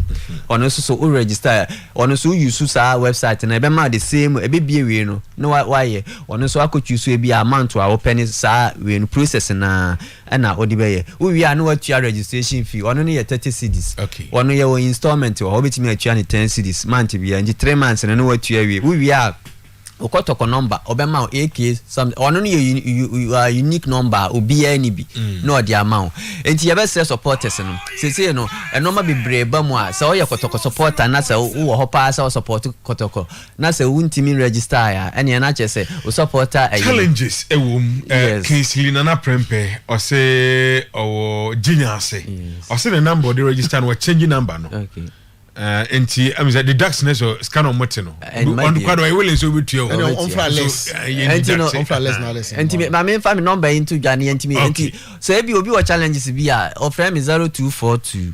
120055 trouble bo number no say be o metimi 0242 120055 0242 120055 LSJ entino o frame me sa number ye betimi abo entino Messiah ye be say supporters no sesi a no team no so your recess you start league sesi a no obi e hwe animu say club no beto players we embara ba ye obo ye o shego so o kono ni nyina yesu we ba ye team ye key player ni oko ni nyina yesika no a enti sesi a ye twen say ebi esika ni bi ba be fa team na na ye nyina se contribute na se nipa kakra wo so no say na wo kan ye nya nipa be 100,000 na de obi ama you 2 cedis 5 cedis ebi my 10 cedis ebi square to 100 cedis ni ade enkade na yentimi mfa team no enye wonti ka yen twen say ebi eskani bi na emra na o meye team no enti ebe say supporters no this is the time I yes obi ade ne ho gi Fabu sensors no obo star 920 star 99 hash now they register na bibia aye kama nyame ya busomi so a say so na me kan and no maybe brain na e be rem discount any insurance ni ade ti e be say supporters no say obi a nko so register misa se on say enran na ekwan abriwe yi puma kwam ma elections no ba fa nko be han da no kan fa bu sense so ma na wa ma kan say elections no emra so elections no so ene na wo twe na e ba so o ma mo koto aba no woni fa bu census number ni bia ye ma won to be and there one there is true woni fa bu ko ye ma won to be eye basic requirement now we support onye ko now woni shabati o ma fa kan ye ma won say oh no say you know local circles bia no wo di nipa 2 na eba if you cry before no say you ba one e be elections na local elections na so oni fa bu census na won timi to be enti we na e be to regional no for abu senso e be check o number ne say o number ne ye active asakra na wo no watimi ato aba ni bi yes enti wo hwa you know say we ni nyina ye national ni management ni Gimatek national circus ni Gimatek any supporters you know any nyina e kabo won ye yaba enti we ni de ye election bia na ye di dwumadie bia nso a woni saa kotoko number na wontimi ni bi no yes obi so srema mo ntrema taba mo kakra o eastern region na education mo famra ho nyina no mo nyina ebebo mo ba nti obi nso de se do aba no enti na de ye kan za we de ya de aseda na ema o enti nyame ya adoma ye se supporters no bia *920 *99 na for register so problem bia so frame me 0242 120055 meboa Fabu census coordinator Alexa J and yatene kanaba for yeko na otwi mu na no ya wada I think na Reverend Professor John Frank Eshen Reverend Professor John Frank Eshen ono Vice Chancellor ewo TTU Takrade Technical University okay na na woda nyame adaroma onya 70th birthday and as 70 years in fear do son we say Bible say in fear do son yakopon edudu ho na chese aye nhira ne nimunyam na na ode ama wo na wo papa ogina ho ya otumi se ne nimuti wo nimunyam yakopon adaroma ode ne mfie ba akoka ho ma wonya mfie eye eduoson na eye ne ba papa nyenzu a ono water crade ene de ba sanso so na the same day na no na me yonko Mr. Emmanuel Osei Mr. Emmanuel Osei excavator driver was so full line ono so na no ono so na woda na ene de minua we dey Jesse weekend recap we the fresh ene de we the ene de ba we Mr. Kwame Amonyi Jesse ono so ene ye ono so na woda nyakopon ede enfie aka ne mfie ho ono so ene ye na onu se ene manwe yan ke benya asem oko MCR kama minyo we na de MCR aka last one wow na no obri okay impossible is nothing okay ono so o say Joe Lakota say Joe Lakota ono no wo so na no manyi ono so ene ono so the birthday na no obri say ono so ye mfama no afi ye nkwa MCR abna ntwiwa ho MCR abna ntwiwa buosi akon osema mfa ba pa na nka okane ono an ka so yo ba pa na say opese ka so ekadi no abna ntwiwa buosi akon say oba pa no ono an ka na say ye ne opese ka so yo oba pa no be sini di no so oba pa de ne be ka so yo oba pa no na be ka so yo o say ekadi no edi an ma me papa de to no oba pa so ye wo no nge ni nyina no omunim so yo oba pa ani abna ye de oba pa na ma ene oko Oyerepa TV MCR ene abna ntwiwa a birthday abna ntwiwa MCR yes abna happy birthday Yadi see yako weekend edition of today's sports meeting at the Bright Owusu Messiah ote bafo ewa enkazakito ana Kofi Ricky team no at the support etayechi born again hey e Facebook wa hema bibia koso Kingsley ebuano Sabati etwaso ede amaona bibia